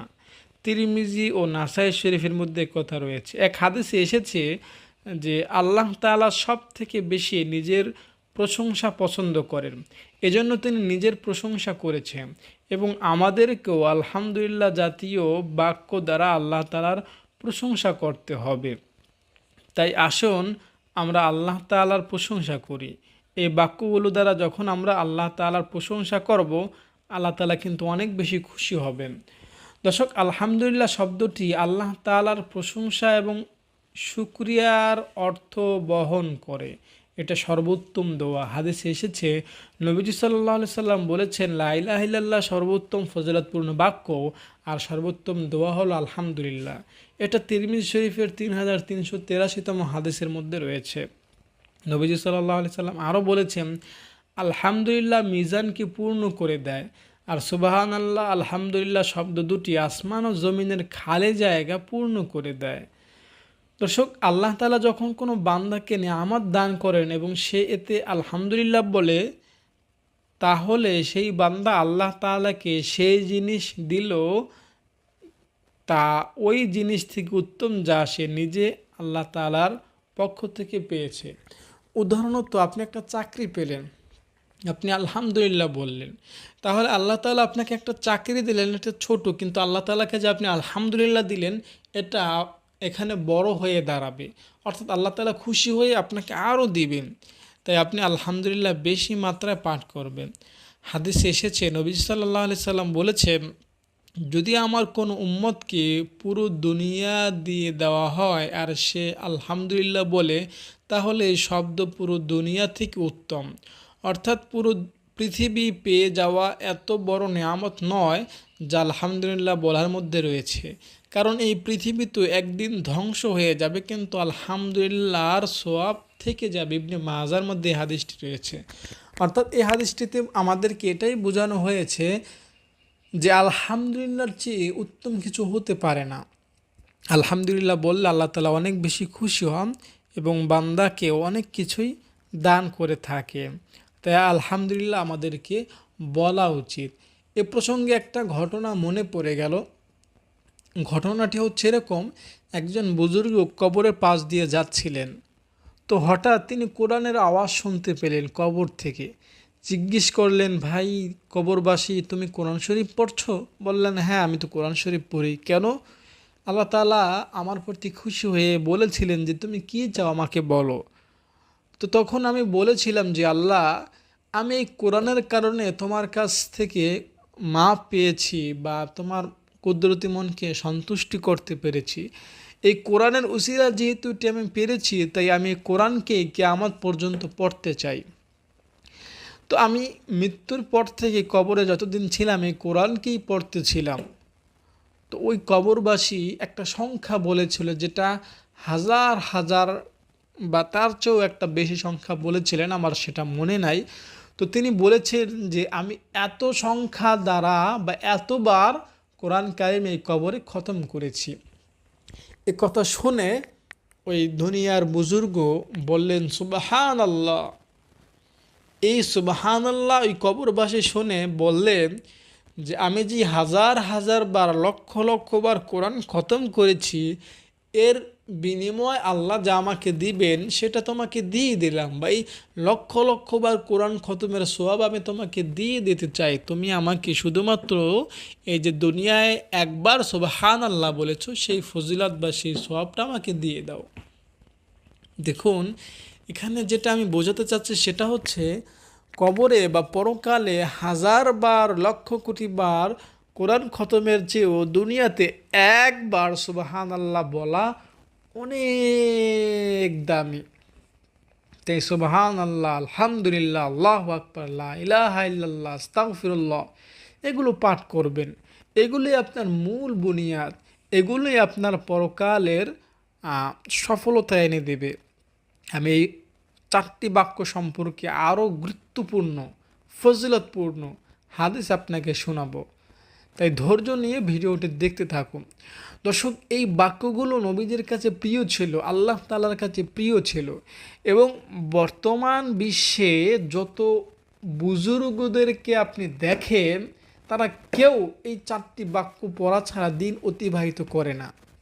দর্শক, এখানে একটা গোপন কথা আপনাকে বলি। দেখুন, ইসলাম ধর্মে দোয়ার অভাব নাই, ঠিক না? সূরারও অভাব নাই, আয়াতেরও অভাব নাই, আমলেরও অভাব নাই। সবাই কিন্তু সব আমল করে না, আর সবার পক্ষে সব আমল করা সম্ভবও নয়। নবীজি এত আমল আমাদেরকে শিক্ষা দিয়েছেন যে সবাই চাইলেও সব আমল করতে পারবে না, শয়তান ধোঁকা দিয়ে দূরে সরিয়ে রাখবে। তাই সবাই সব আমল করে না। হয়তো পাকিস্তানের মুসলমান ওই আমল করে একটু বেশি, সৌদি আরবের মুসলমানরা ওই আমলটা একটু বেশি করে, বা ইন্দোনেশিয়ার মুসলমানরা সেই আমলটা একটু বেশি করে, আমরা বাঙালি এই আমলটা বেশি করি, ইন্ডিয়ার মুসলমানরা অমুক আমলটা একটু বেশি করে। তো এক এক দেশের মুসলমানরা নবীজির এক এক আমলকে ধারণ করেছে বা এক এক আমল বেশি পছন্দ করে সেটা করে। এক একজন এক একটা পছন্দ করে। কেউ দুরুদ পছন্দ করে, দুরুদ পড়ে। কেউ কোরআন তেলাওয়াত পছন্দ করে শুধু কোরআন তেলাওয়াতই করে, কেউ তাসবিহ পড়তে পছন্দ করে, কেউ তাসবিহ পড়ে, কেউ জিকির করতে পছন্দ করে জিকিরই করে, কেউ দান করতে পছন্দ করে, কেউ দানই করে, কেউ হজ ওমরা করতে পছন্দ করে, সারা বছরই সে হজ ওমরা নিয়ে ব্যস্ত থাকে, কেউ তাহাজ্জুদ পড়তে পছন্দ করে, তাহাজ্জুদ নিয়ে সেই ব্যস্ত থাকে। এরপরে কেউ পিতামাতার সেবা মন থেকে করে, কেউ মাদ্রাসা নিয়ে বসে আছে, কেউ মসজিদকে নিজের জীবন সঙ্গী হিসাবে বেছে নিয়েছে, কেউ বা সৎ ব্যবসাকে বেছে নিয়েছে, কেউ নিজের সন্তানকে মানুষ করার জন্য ব্যস্ত হয়ে পড়ে আছে। তো দুনিয়ার বিভিন্ন মানুষকে আপনি বিভিন্ন ইসলামিক কাজে নিয়োজিত দেখবেন, সবাই কিন্তু এক কাজে নয়। তবে একটা গুরুত্বপূর্ণ কথা এটা যে এক একজন এক একটা কাজে থাকলেও সবাই সবাই সবাই একটা আমল অবশ্যই করেন, সেটা হচ্ছে সুবহানাল্লাহ, আলহামদুলিল্লাহ, আল্লাহু আকবার, লা ইলাহা ইল্লাল্লাহ। এই চারটা বাক্য ইন্ডিয়ার মুসলমান বলেন বা পাকিস্তান বা সৌদি আরব বা ইন্দোনেশিয়া বা বাংলাদেশ, সব মুসলমানই এই চারটা বাক্য পড়েন, চাই সে সাধারণ মুসলমান হোক, সাধারণ নামাজি হোক, বা তাহাজ্জুদ গুজারি নামাজি হোক, বা হাফেজ হোক, বা সে মাওলানা হোক, চাই সে মুফতি হোক, চাই সে আল্লাহর ঘরের মসজিদের ইমাম হোক, এমনকি বাইতুল্লাহর ইমাম হোক বা মদিনার মসজিদে নববীর ইমাম হোক, সকল মুসলমান এই চারটা বাক্যকে পড়েন, জানেন, আমল করেন। এমন কোনো মুসলমান খুঁজে পাবেন না যারা এই চারটা বাক্য জানেন না বা আমল করেন না। তবে যারা নিজেকে মুসলমান দাবি করেন অথচ এই চারটা বাক্য পড়েন না, তাদের অবস্থা কেমন হবে সেটা আমি জানি না। তবে আমি এটা বিশ্বাস করি যে চারটা বাক্য সবাই পড়েন, সবাই আমল করেন। তাই আপনি যদি না পড়ার মধ্যে থাকেন তাহলে এখন থেকেই তওবা করুন। কারণ দেখুন, নবীজি বলেছেন আসমানের নিচে জমিনের উপরে এর চেয়ে উত্তম কোনো বাক্য আমার কাছে নাই, বা এর চেয়ে দামি কিছু আমার কাছে নাই।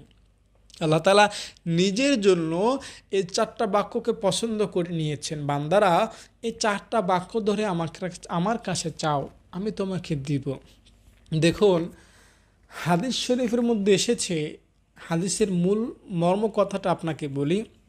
আপনি যদি চারটা বাক্যর উপর আমল করতে পারেন, নিয়মিত জিকির করতে পারেন, তাহলে আপনার আলাদাভাবে আল্লাহ তাআলার কাছে গুনাহ মাফ চাইতে হবে না যে আল্লাহ আমাকে গুনাহ মাফ করে দাও।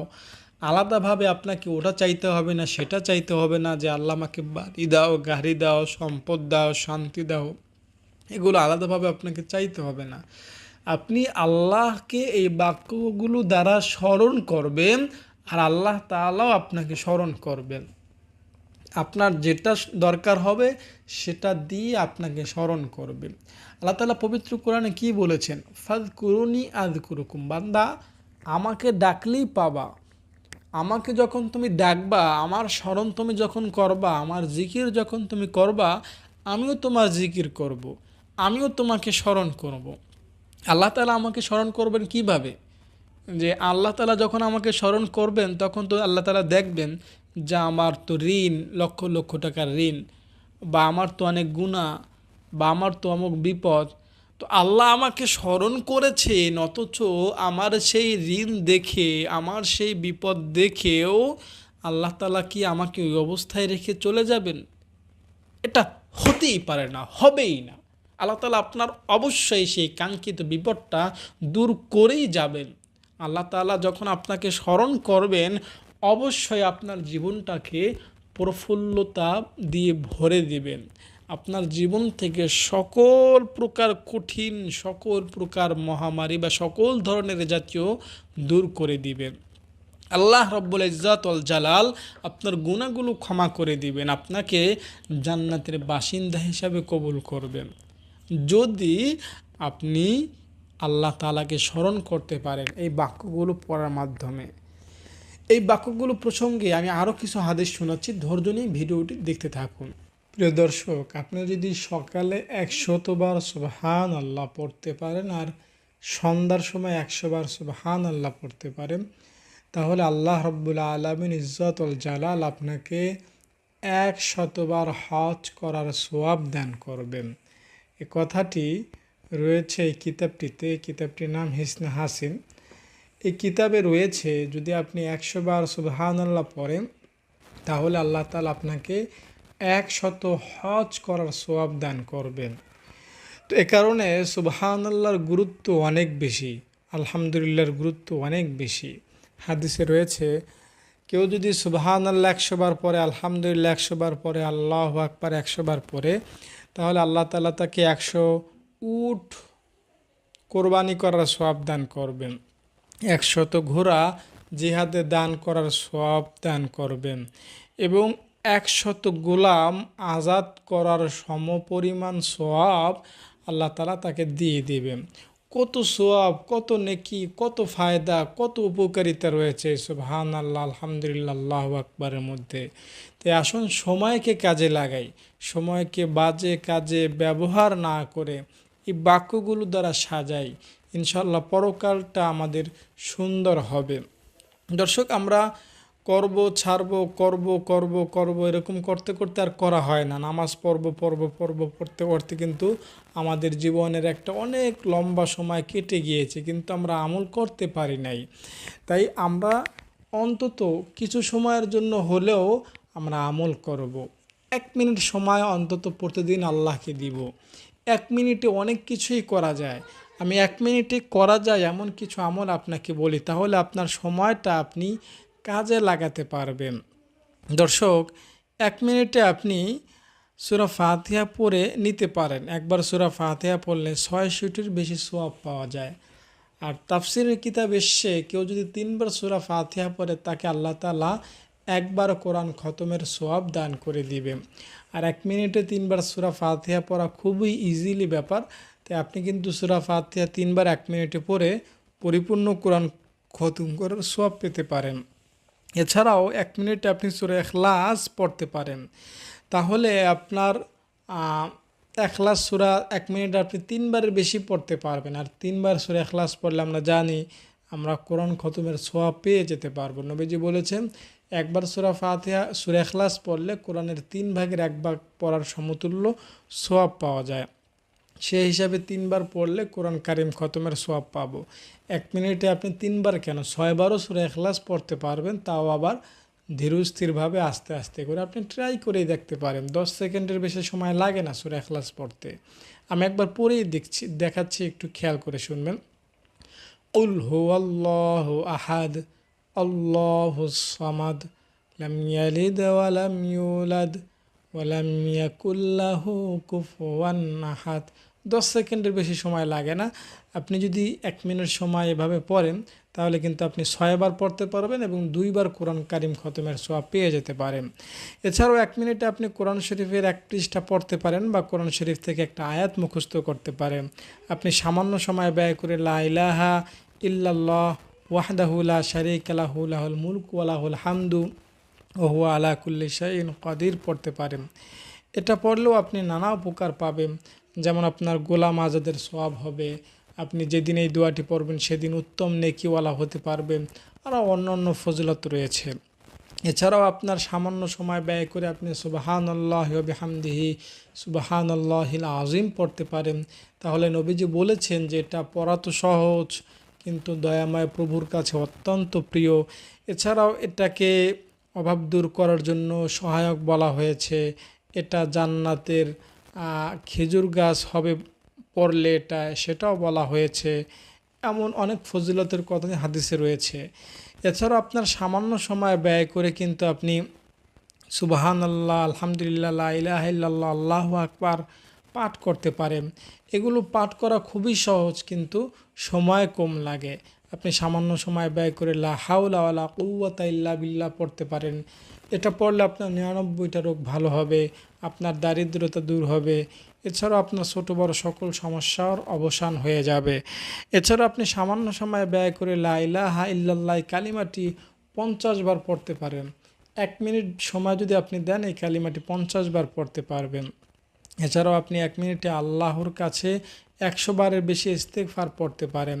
1 মিনিটে আপনি নবীর উপর 50 বার দুরূদ শরীফ পড়তে পারেন। 1 মিনিটে আপনি কোনো ভাইকে একটু সহযোগিতা করতে পারেন। 1 মিনিটে দুহাত তুলে মোনাজাত করতে পারেন। 1 মিনিটে আপনি কাউকে কোনো একটি মন্দ কাজ থেকে বিরত রাখতে পারেন। 1 মিনিটে আপনি একজন দুশ্চিন্তাগ্রস্ত মানুষকে সান্ত্বনা দিতে পারেন। এভাবে নানা কাজ আপনি করতে পারেন সামান্য সময় ব্যয় করে। কিন্তু আমরা কিন্তু এগুলো করি না, আমাদের সময়টা আমরা বেহুদা কাজে লাগিয়ে দেই। তাই সময়টা সঠিক কাজে লাগাবেন। আজকে যে আপনাকে শোনাচ্ছি লা ইলাহা ইল্লাল্লাহ, আল্লাহু আকবার, আলহামদুলিল্লাহ, সুবহানাল্লাহ, এগুলো যে ফজিলত যে আপনাকে শোনাচ্ছি, এগুলো শুনে আপনি ফেলে রাখবেন না, হেলা খেলা করবেন না, এগুলো কাজে লাগাবেন, আমল করবেন। আপনি আমল করলে আপনি জিতবেন, আমি জিতব না। আমি আমল করলে আমি জিতব, আপনি জিতবেন না। পরকালে কেউ কাউকে কোনো কিছু দিয়ে সহযোগিতা করতে পারবে না। আর পরকালের কোনো নিয়মও হবে না। পরকালে কেউ আপনাকে কিচ্ছু দিবে না। দুনিয়াতে টাকা ছাড়া চলা যায়, ভিক্ষা করা যায়, মানুষ খাওয়ায়, মানুষ সহযোগিতা করে, সরকারি হাসপাতাল আছে, সরকারি থাকার ঘর আছে, এরকম সব কিছুর ব্যবস্থা রয়েছে যে গরিব সে না খেয়ে মরে না। কিন্তু পরকালে যার এই সোয়াব নামক সম্পদ না থাকবে, তার কোনো উপায় থাকবে না, তার কোনো সাহায্যকারী থাকবে না। তার মা তাকে ভুলে যাবে, বাবা তাকে ভুলে যাবে, বন্ধু বান্ধব, স্ত্রী পুত্র কেউ পরিচয় দিবে না। নিজের হিসাব নিজেকেই আল্লাহর কাছে দিতে হবে। তাই ওই কঠিন পরিস্থিতিতে নিজেকে বাঁচানোর জন্য আপনি এখন থেকেই এই কালিমাটি পড়তে থাকুন, লা ইলাহা ইল্লাল্লাহ পড়তে থাকুন, সুবহানাল্লাহ পড়তে থাকুন। এগুলো আপনাকে পরকালে নাজাত দিবে, এগুলো আপনাকে পরকালে মুক্তির ফয়সালা করে দিবে। দর্শক, আমি আপনাকে আরও 2টা বাক্যর সাথে পরিচয় করে দিচ্ছি। একটা হচ্ছে আস্তাগফিরুল্লাহ, একটা হচ্ছে দুরূদ শরীফ। দেখুন, আস্তাগফিরুল্লাহ এটা খুবই ছোট একটা বাক্য, কিন্তু এর অনেক ফজিলত রয়েছে। নবীজি প্রতিদিন কমপক্ষে 70 বার ইস্তেগফার পড়তেন। অন্য একটা বর্ণনা এসছে নবীজি প্রতিদিন কমপক্ষে 100 বার ইস্তেগফার পড়তেন। এছাড়াও এই ইস্তেগফারের অনেক গুরুত্ব রয়েছে।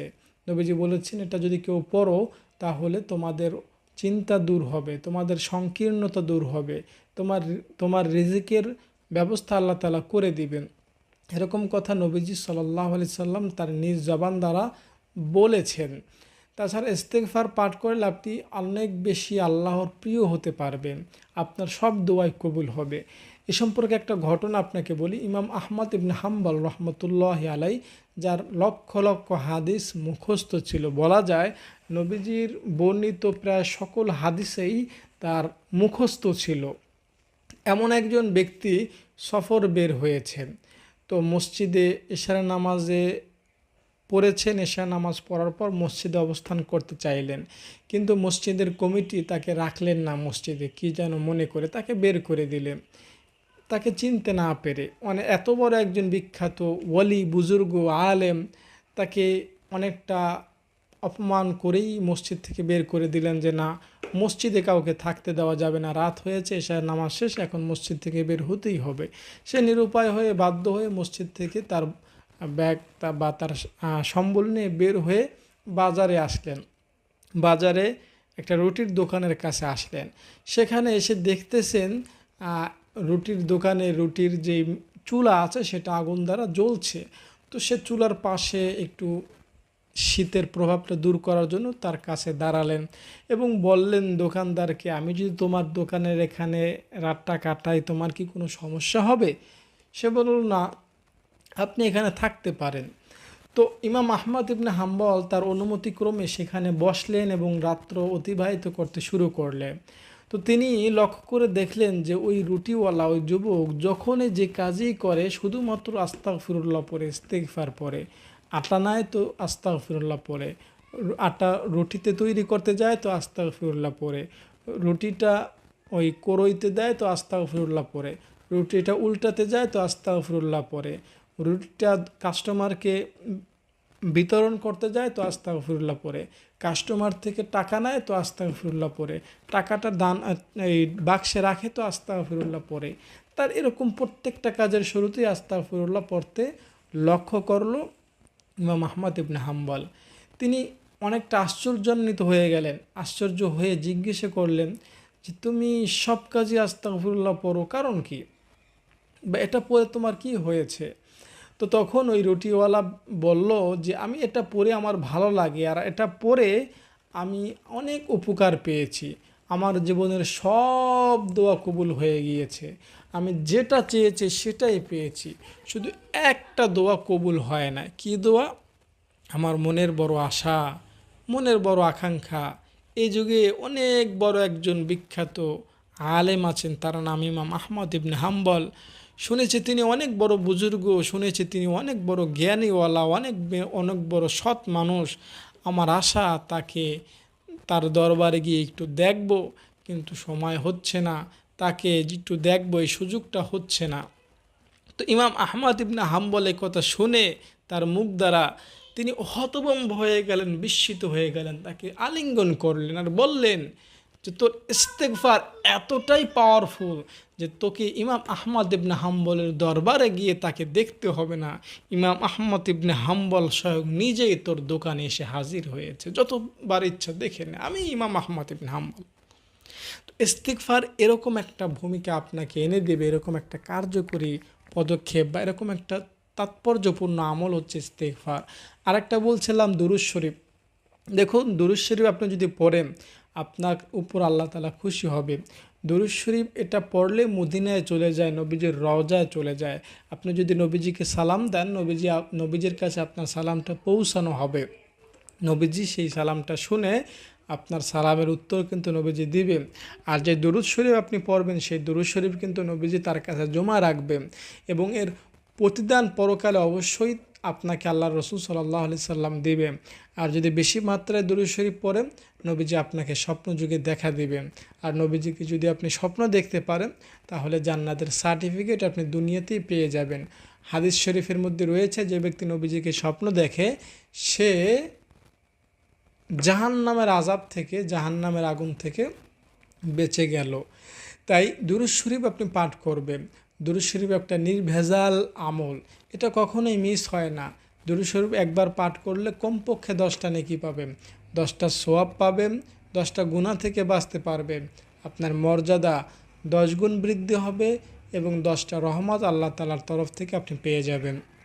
দুরূদ শরীফ পাঠ করলে রোগ বালাই ভালো হয়, দুরূদ শরীফ পাঠ করলে চিন্তা টেনশন দূর হয়, দুরূদ শরীফ পাঠ করলে আল্লাহ তাআলার প্রিয় হওয়া যায়, দুরূদ শরীফ পাঠ করলে এরকম ফেরেশতাদের দোয়া পাওয়া যায়, 80 বছরের গুনাহ মাফ হয়, 1000 দিন পর্যন্ত সওয়াব লিখতে থাকে ফেরেশতারা। জাযাল্লাহু আন্না মুহাম্মাদান মাহু আহলু হয়ে দুরূদটা পড়লে সবচেয়ে ছোট দুরূদ ও সালাম হচ্ছে সাল্লাল্লাহু আলাইহি ওয়াসাল্লাম। তে আসুন আমরা এই বাক্যগুলোর উপর আমল করি। সুবহানাল্লাহ বেশি পড়ি, আলহামদুলিল্লাহ বেশি পড়ি, আল্লাহু আকবার বেশি বেশি পড়ি, লা ইলাহা ইল্লাল্লাহ বেশি বেশি পড়ি, আস্তাগফিরুল্লাহ বেশি বেশি পড়ি, এবং দুরূদ শরীফ বেশি বেশি পড়ি।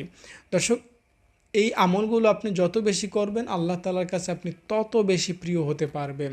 আর যদি এগুলো আপনি ছেড়ে দেন, অবহেলা করেন, অলসতা করেন, আপনি আল্লাহ তাআলার কাছে কিন্তু প্রিয় হতে পারবেন না। দর্শক, হজরত সামুরা ইবনে জুনদুব রাদিয়াল্লাহু তাআলা আনহু বলেন, রাসূল সাল্লাল্লাহু আলাইহি সাল্লাম বলেছেন, আল্লাহর নিকট সবচেয়ে প্রিয় বাক্য 4টি: সুবহানাল্লাহ, আলহামদুলিল্লাহ, লা ইলাহা ইল্লাল্লাহ এবং আল্লাহু আকবার। তুমি ইচ্ছামতো এই বাক্য 4টির যে কোনো বাক্য আগে পিছিয়ে বলতে পারো। বাক্যগুলির সাজানোর ক্ষেত্রে কোনো নিয়ম বা ফজিলত নেই। অর্থাৎ নবীজি আমাদেরকে 4টি বাক্যকে নিজের মতো করে পড়তে বলেছেন। অর্থাৎ আগে সুবহানাল্লাহ পড়বেন, না আগে আলহামদুলিল্লাহ পড়বেন, মাঝে আল্লাহু আকবার পড়বেন, না মাঝে সুবহানাল্লাহ পড়বেন, এটা আপনার ইচ্ছায় 4টা বাক্য আপনি আপনার মতো করে পড়তে পারবেন, কোনো সমস্যা নাই। মুসলিম শরীফের মধ্যে আর একটা হাদিস এরকম আছে, হযরত আবু হুরায়রা রাদিয়াল্লাহু তাআলা আনহু বলেন, রাসূল সাল্লাল্লাহু আলাইহি সাল্লাম বলেছেন, আমি সুবহানাল্লাহ, আলহামদুলিল্লাহ, লা ইলাহা ইল্লাল্লাহ এবং আল্লাহু আকবার বলতে এত বেশি পছন্দ করি যে এগুলো বলা আমার কাছে পৃথিবীর বুকে সূর্যের নিচে যা কিছু আছে সব কিছুর চেয়ে বেশি প্রিয়। সর্বশ্রেষ্ঠ দোয়া বলা হয়েছে আলহামদুলিল্লাহ, এবং সর্বোত্তম জিকির বলা হয়েছে লা ইলাহা ইল্লাল্লাহকে। এবং এগুলো পড়লে আসমান ও জমিনের মাঝখানে যত ফাঁকা জায়গা আছে এগুলো ভরে দেওয়া হয়, এবং এই শূন্যস্থান ভরে যে নেকি হয় সেই নেকিগুলো আপনার আমলনামায় ট্রান্সফার করে দেওয়া হবে। তাহলে একবার চিন্তা করুন, আসমান জমিনের মাঝখানে কত দূরত্ব, এগুলো যদি আপনার জন্য নেকি দ্বারা ভরে দেওয়া হয় তাহলে আপনি কত বেশি নেকি পেয়ে যাচ্ছেন। আলহামদুলিল্লাহ জিকির মিজানের পাল্লাকে ভারী করে দেয় এবং এটা সর্বোত্তম দোয়া। এটা কিন্তু অনেক গুরুত্বপূর্ণ একটা কথা। দেখুন, মিজানের এক পাল্লায় থাকবে সোয়াব আর এক পাল্লায় থাকবে গুনাহ। এরপরে ওজন দেওয়া হবে। তো গুনার সংখ্যা যদি বেশিও হয় আর সোয়াবের সংখ্যা যদি আপনার কমও হয়, কিন্তু সোয়াবের মধ্যে যদি আলহামদুলিল্লাহর মতো বা লা ইলাহা ইল্লাল্লাহর মতো এগুলো থাকে তাহলে কিন্তু আপনার সোয়াবের পাল্লা এরকম ভারী হয়ে যাবে, সোয়াব বেশি হিসাবে গণ্য হবে। আর গুনার সংখ্যা বেশি হওয়া সত্ত্বেও গুনাহ কিন্তু হালকা হবে। ফজিলত বা বিনিময়ে আপনি জান্নাত পেয়ে যাবেন, জাহান্নাম থেকে বেঁচে যাবেন।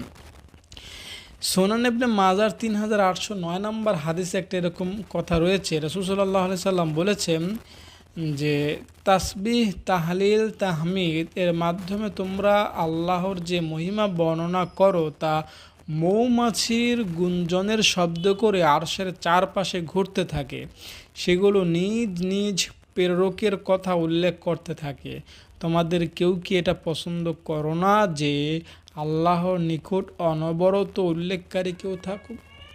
অর্থাৎ এখানে নবী আমাদেরকে এটা বোঝাতে চেয়েছেন যে সুবহানাল্লাহ, আলহামদুলিল্লাহ, আল্লাহু আকবার এগুলো যখন আমরা পড়ি তখন এগুলো আল্লাহ তাআলার আরশ আজিমের কাছে বা আল্লাহ তাআলার কাছাকাছি একটা স্থানে মৌমাছির গুঞ্জনের মতো গুনগুন গুনগুন গুনগুন করে শব্দ করতে থাকে এবং এগুলো আপনি যদি পাঠ করেন তাহলে আপনার কথা আল্লাহকে বলতে থাকবে। তো এটা আপনি যদি সবসময় করেন তাহলে কিন্তু সবসময় আল্লাহ তাআলার কাছে আপনার নামটা উচ্চারিত হবে। দর্শক, এখানে আরেকটা হাদিস আমি যোগ করতে পারি, সেটা হচ্ছে এরকম যে আমরা যখন দুরূদ শরীফ পড়ি সাল্লাল্লাহু আলাইহি সাল্লাম, এই দুরূদটা কিন্তু একজন ফেরেশতা নবীজির কাছে নিয়ে যায় এবং নবীজির কাছে আপনার নামটা উচ্চারণ করে। তো আপনি যদি সব সময় দুরূদ পড়তে থাকেন তাহলে কিন্তু সব সময় নবীজির কাছে আপনার নামটা উচ্চারিত হবে। আর যদি আপনি এই বাক্যগুলো পড়েন তাহলে সরাসরি আল্লাহ তাআলার আরশ আজিমের কাছে আপনার নামগুলো উচ্চারিত হতে থাকবে। তাই দরুদ শরীফ এবং এই বাক্যগুলো আমাদেরকে বেশি বেশি পড়তে হবে, তাহলে নবীজির কাছে যেরকম আমরা বেশি পরিচিতি লাভ করতে পারবো, আল্লাহ তাআলার কাছেও আমরা বেশি পছন্দনীয় ও বান্দা হতে পারবো। কারণ দুরূদ এবং এই বাক্যগুলোর মাধ্যমে নবীজির কাছে আমাদের নাম এবং আল্লাহ তাআলার কাছে আমাদের নাম বারবার উচ্চারিত হতে থাকে। হাদিসটি বুঝতে পেরেছেন কিনা জানি না, বুঝতে পারলে আমল করবেন। দুরূদ পড়বেন তো নবীজির কাছে আপনার আলোচনা হবে, সুবহানাল্লাহ পড়বেন তো আল্লাহ তাআলার কাছে আপনার আলোচনা হতে থাকবে। এ সম্পর্কে আরেকটা হাদিস আপনাকে শোনাই। সুনান ইবনে মাজার 3810তম হাদিসে এই হাদিসটি রয়েছে।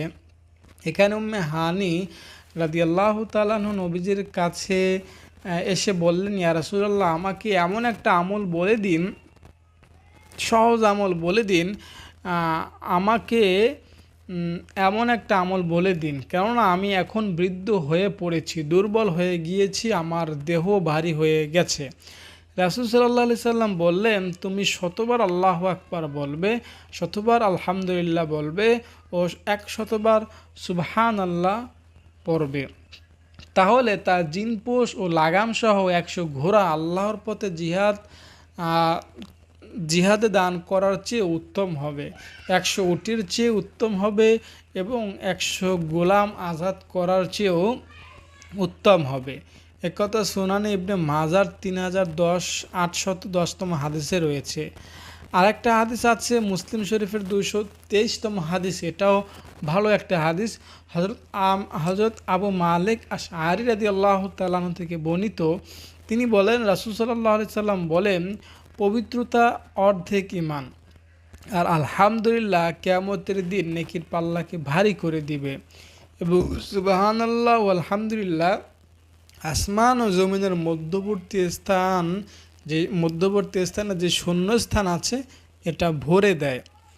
আরেকটা হাদিস আছে এরকম, হযরত আবু হুরায়রা রাদিয়াল্লাহু তাআলা আনহু বলেন, রাসূল সাল্লাল্লাহু আলাইহি সাল্লাম বলেছেন, তোমরা যখন জান্নাতের বাগানসমূহে যাবে বা তা অতিক্রম করবে তখন তৃপ্তির সাথে বিচরণ ও ভক্ষণ করবে। আমি বললাম, হে আল্লাহর রাসূল, জান্নাতের বাগানসমূহ কি?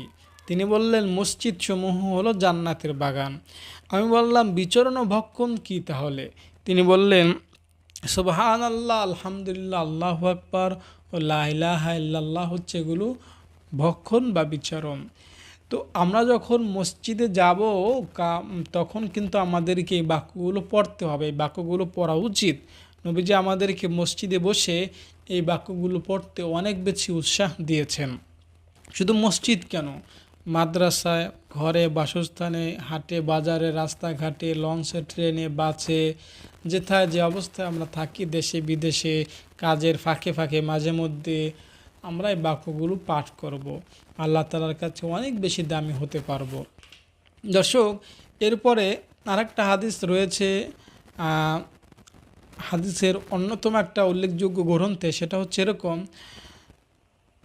হজরত সালমান ফার্সি রাদিয়াল্লাহু তাআলা আনহু, হজরত আবু হুরায়রা রাদিয়াল্লাহু তাআলা আনহু, ইবনে আব্বাস রাদিয়াল্লাহু তাআলা আনহুর বিভিন্ন হাদিসে রাসূল সাল্লাল্লাহু আলাইহি সাল্লাম বলেছেন যে বাক্য চারটির প্রতিটি বাক্য একবার বললে জান্নাতে একটি করে বৃক্ষরোপণ করা হয়।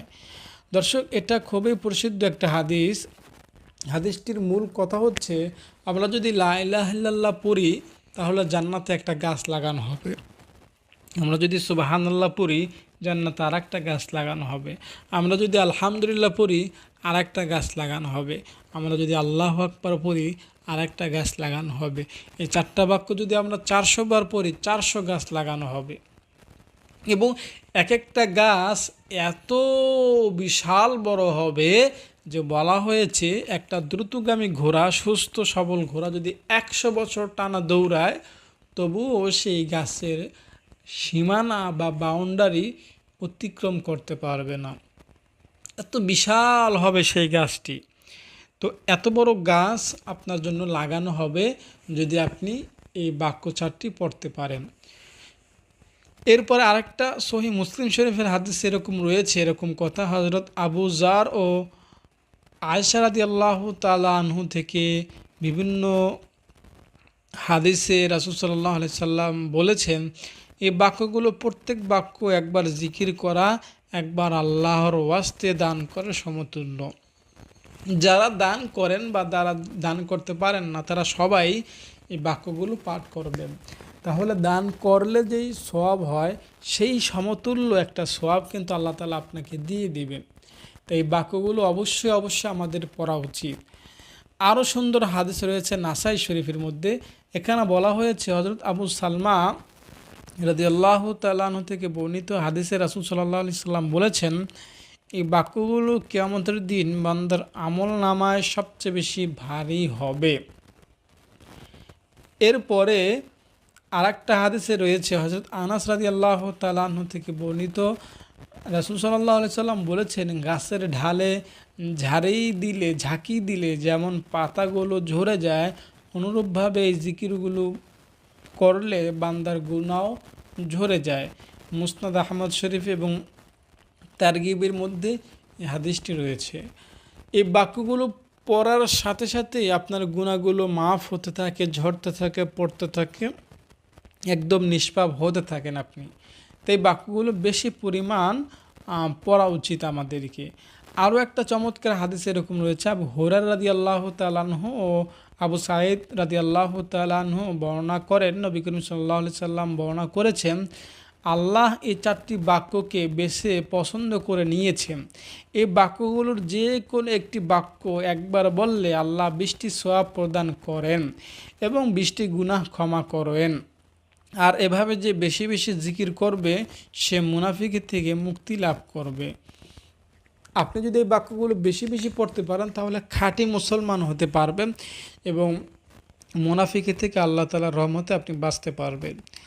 এছাড়া আরেকটা হাদিস এরকম রয়েছে, আব্দুল্লাহ ইবনে ওমর রাদিয়াল্লাহু তাআলা আনহু থেকে হাদিসে রাসূল সাল্লাল্লাহু আলাইহি সাল্লাম বলেছেন, এই চারটি বাক্য জিকিরকারী প্রতিটি বাক্যের প্রতিটি অক্ষরের জন্য 10টি করে সওয়াব লাভ করবেন। এছাড়াও আরও হাদিসে রয়েছে হযরত ফাতেমা রাদিয়াল্লাহু তাআলা আনহু নিজের হাতে যাতা ঘুরিয়ে ও সংসারে সকল কর্ম একা করতে কষ্ট পেতেন। হযরত আলী এ কারণে পরামর্শ দেন যে তোমার আব্বার নিকট যুদ্ধলব্ধ একটি দাসী চাও যে তোমাকে সংসার কর্মে সাহায্য করবে। তিনি রাসূল সাল্লাল্লাহু আলাইহি সাল্লামের সাথে দেখা করতে এসে তাকে না পেয়ে ফিরে যান। রাত্রে তারা বিছানায় শুয়ে পড়লেন।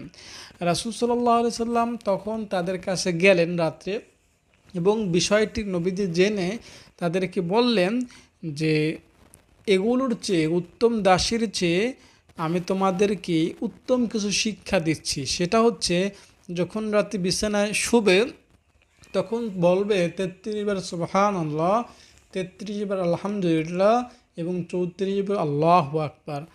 এগুলো বললে আল্লাহ তাআলার কাছে আমরা অনেক প্রিয় হতে পারবো। এটা নবীজি তার প্রিয় কলিজার টুকরা নয়নের পুটুলি ফাতেমা রাদিয়াল্লাহু তাআলা আনহাকে শিক্ষা দিয়েছেন। এটা অনেক বড় গুরুত্বপূর্ণ একটা আমল।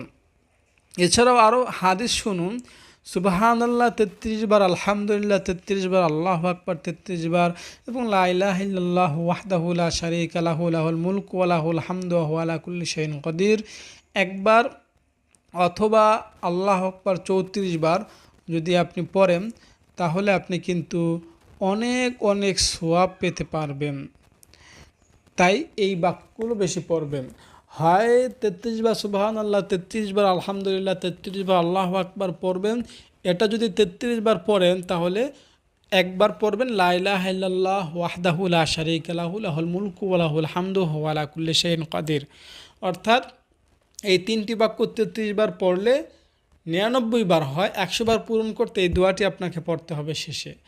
আর যদি আপনি 33 বার সুবহানাল্লাহ, 33 বার আলহামদুলিল্লাহ, মোট 66 বার পড়েন এবং বাকি 34 বার 100 বার পূর্ণ করতে 34 বার থাকে, এই 34 বার যদি আল্লাহু আকবার পড়েন তাহলে আর সেই দোয়াটি পড়ার তেমন প্রয়োজনীয়তা নাই। তবে কোনো কোনো হাদিসে সেই দোয়াটির ক্ষেত্রেও গুরুত্ব দেওয়া হয়েছে। এছাড়াও আরেকটা হাদিসে রয়েছে রাসূল সাল্লাল্লাহু আলাইহি সাল্লাম বলেন, যে ব্যক্তি প্রত্যেক ফরজ সালাতের পর উক্ত দোয়া পাঠ করবে তার সকল গুনাহ মাফ করা হবে, যদিও তা সাগরের ফেনা সমতুল্য হয়। অর্থাৎ আমরা যদি নামাজের পর এই তাসবিহগুলো পড়তে পারি, 33 বার সুবহানাল্লাহ, 33 বার আলহামদুলিল্লাহ এবং 33 বার আল্লাহু আকবার এবং একবার লা ইলাহা ইল্লাল্লাহ ওয়াহদাহু লা শারীকা লাহু লাহুল মুলকু ওয়া লাহুল হামদু ওয়া হুয়া আলা কুল্লি শাইইন কাদির, তাহলে নবীজি বলেছেন উফিরাত খতায়াহু, তার গুনাহ মাফ হবে। ওয়া ইন কানাত জাবাদুল বাহার, নবীজি বলেছেন তার গুনাহ যদি সমুদ্রের ফেনাতম সমতুল্য হয় তবু তার গুনাহ আল্লাহ তাআলা মাফ করে দিবেন। আর সমুদ্রের ফেনা কিন্তু অনেক বেশি, তাই আপনার গুনাহ যত বেশি হোক সমুদ্রের ফেনা তুল্য হবে না, অত বেশি গুনাহ আপনার আমার হবে না। আমরা গুনাহ কয়টাই দিনে করি, সামান্য গুনাই তো করি, গুনাহ করতেও তো কিন্তু সময় দেওয়া লাগে। তো আমাদের গুনার একটা লিমিট আছে, সীমা আছে। তো এই গুনাহ আমাদের অত বেশি হবে না সাগরের ফেনা পরিমাণ, কিন্তু আল্লাহ তাআলা নবী বলেছেন যে সেই সমপরিমাণ গুনাহ হলেও মাফ হবে যদি আমরা এই 3টি বাক্য এবং দোয়াটি পড়তে পারি। অন্য বর্ণনা এসেছে তিনি আয়েশা ও ফাতেমা রাদিয়াল্লাহু তাআলা আনহাকে বললেন, তোমরা দোয়াটি প্রত্যেক সালাতের শেষে এবং শয়নকালে পড়বে, এটা তোমাদের জন্য একজন খাদেমের চাইতে উত্তম হবে। এছাড়াও আরও হাদিসে আরও কথা বলা হয়েছে। কাব ইবনে উজরা থেকে বর্ণিত, রাসূল সাল্লাল্লাহু আলাইহি সাল্লাম বলেছেন, নামাজের পরে কিছু বাক্য রয়েছে বা কিছু কর্ম রয়েছে যেগুলো যে পড়বে, যে পাঠ করবে সে আদৌ ব্যর্থ হবে না। তা হচ্ছে 33 বার সুবহানাল্লাহ, 33 বার আলহামদুলিল্লাহ এবং 34 বার আল্লাহু আকবার পাঠ করা। এটা সহিহ মুসলিম শরীফের 596তম হাদিসে রয়েছে। এটা যদি আপনি করতে পারেন তাহলে জীবনের প্রতিটি পদক্ষেপে, প্রতিটি কাজে, প্রতিটি স্থানে আপনি সম্মানিত হতে পারবেন। আপনি কখনো ব্যর্থ হবেন না, সব কাজে জয়ী হবেন, সব কাজে সফলতা আপনি ছিনিয়ে আনতে পারবেন। এ হাদিসটি মুসলিম, তিরমিজি ও নাসাই শরীফের মধ্যে রয়েছে। এছাড়াও আরেকটা লম্বা হাদিসে নবীজি সাল্লাল্লাহু আলাইহি সাল্লাম কথা বলেছেন যে একদল মুজাহির ব্যক্তি বা একদল গরিব অসহায় ব্যক্তিরা নবীজির কাছে আসলেন আর বললেন যে ইয়া রাসূলুল্লাহ, ধনীরা তো অনেক এগিয়ে যাচ্ছে আমাদের তুলনায়, কারণ তারাও নামাজ পড়ে, আমরাও পড়ি, তারাও রোজা রাখে, আমরাও রাখি, কিন্তু তারা ফাঁকে মধ্যে মধ্যে মাঝে মধ্যে দান করে, আবার কি করে হজও করে, আবার অমুক করে তমুক করে। আমরা তো টাকা পয়সার ওই ব্যাপারটা হ্যান্ডেল করতে পারি না বা আমল করতে পারি না, আমরা তো পিছিয়ে যাচ্ছি। তো নবীজি তাদেরকে বললেন যে তোমরাও যদি তাদের মতো হতে চাও বা এরকম সওয়াব পেতে চাও বা অনেক উত্তম কিছু পেতে চাও, তাহলে তোমরা এই সুবহানাল্লাহ, আলহামদুলিল্লাহ এবং আল্লাহু আকবার 33 বার করে ফরজ নামাজের পরে পাঠ করবে, তাহলে তাদের মতো করে তোমরা একটা ফজিলত পেয়ে যেতে পারবে। হযরত আবু হুরায়রা রাদিয়াল্লাহু তাআলা থেকে বর্ণনাকারী আবু সালেহ বলেন, কিভাবে পাঠ করতে হবে তা জিজ্ঞাসা করা হলে তিনি বললেন, সুবহানাল্লাহ, আল্লাহু আকবার ও আলহামদুলিল্লাহ যেন প্রত্যেকটি বাক্য 33 বার করে পড়া হয় নামাজের পরে।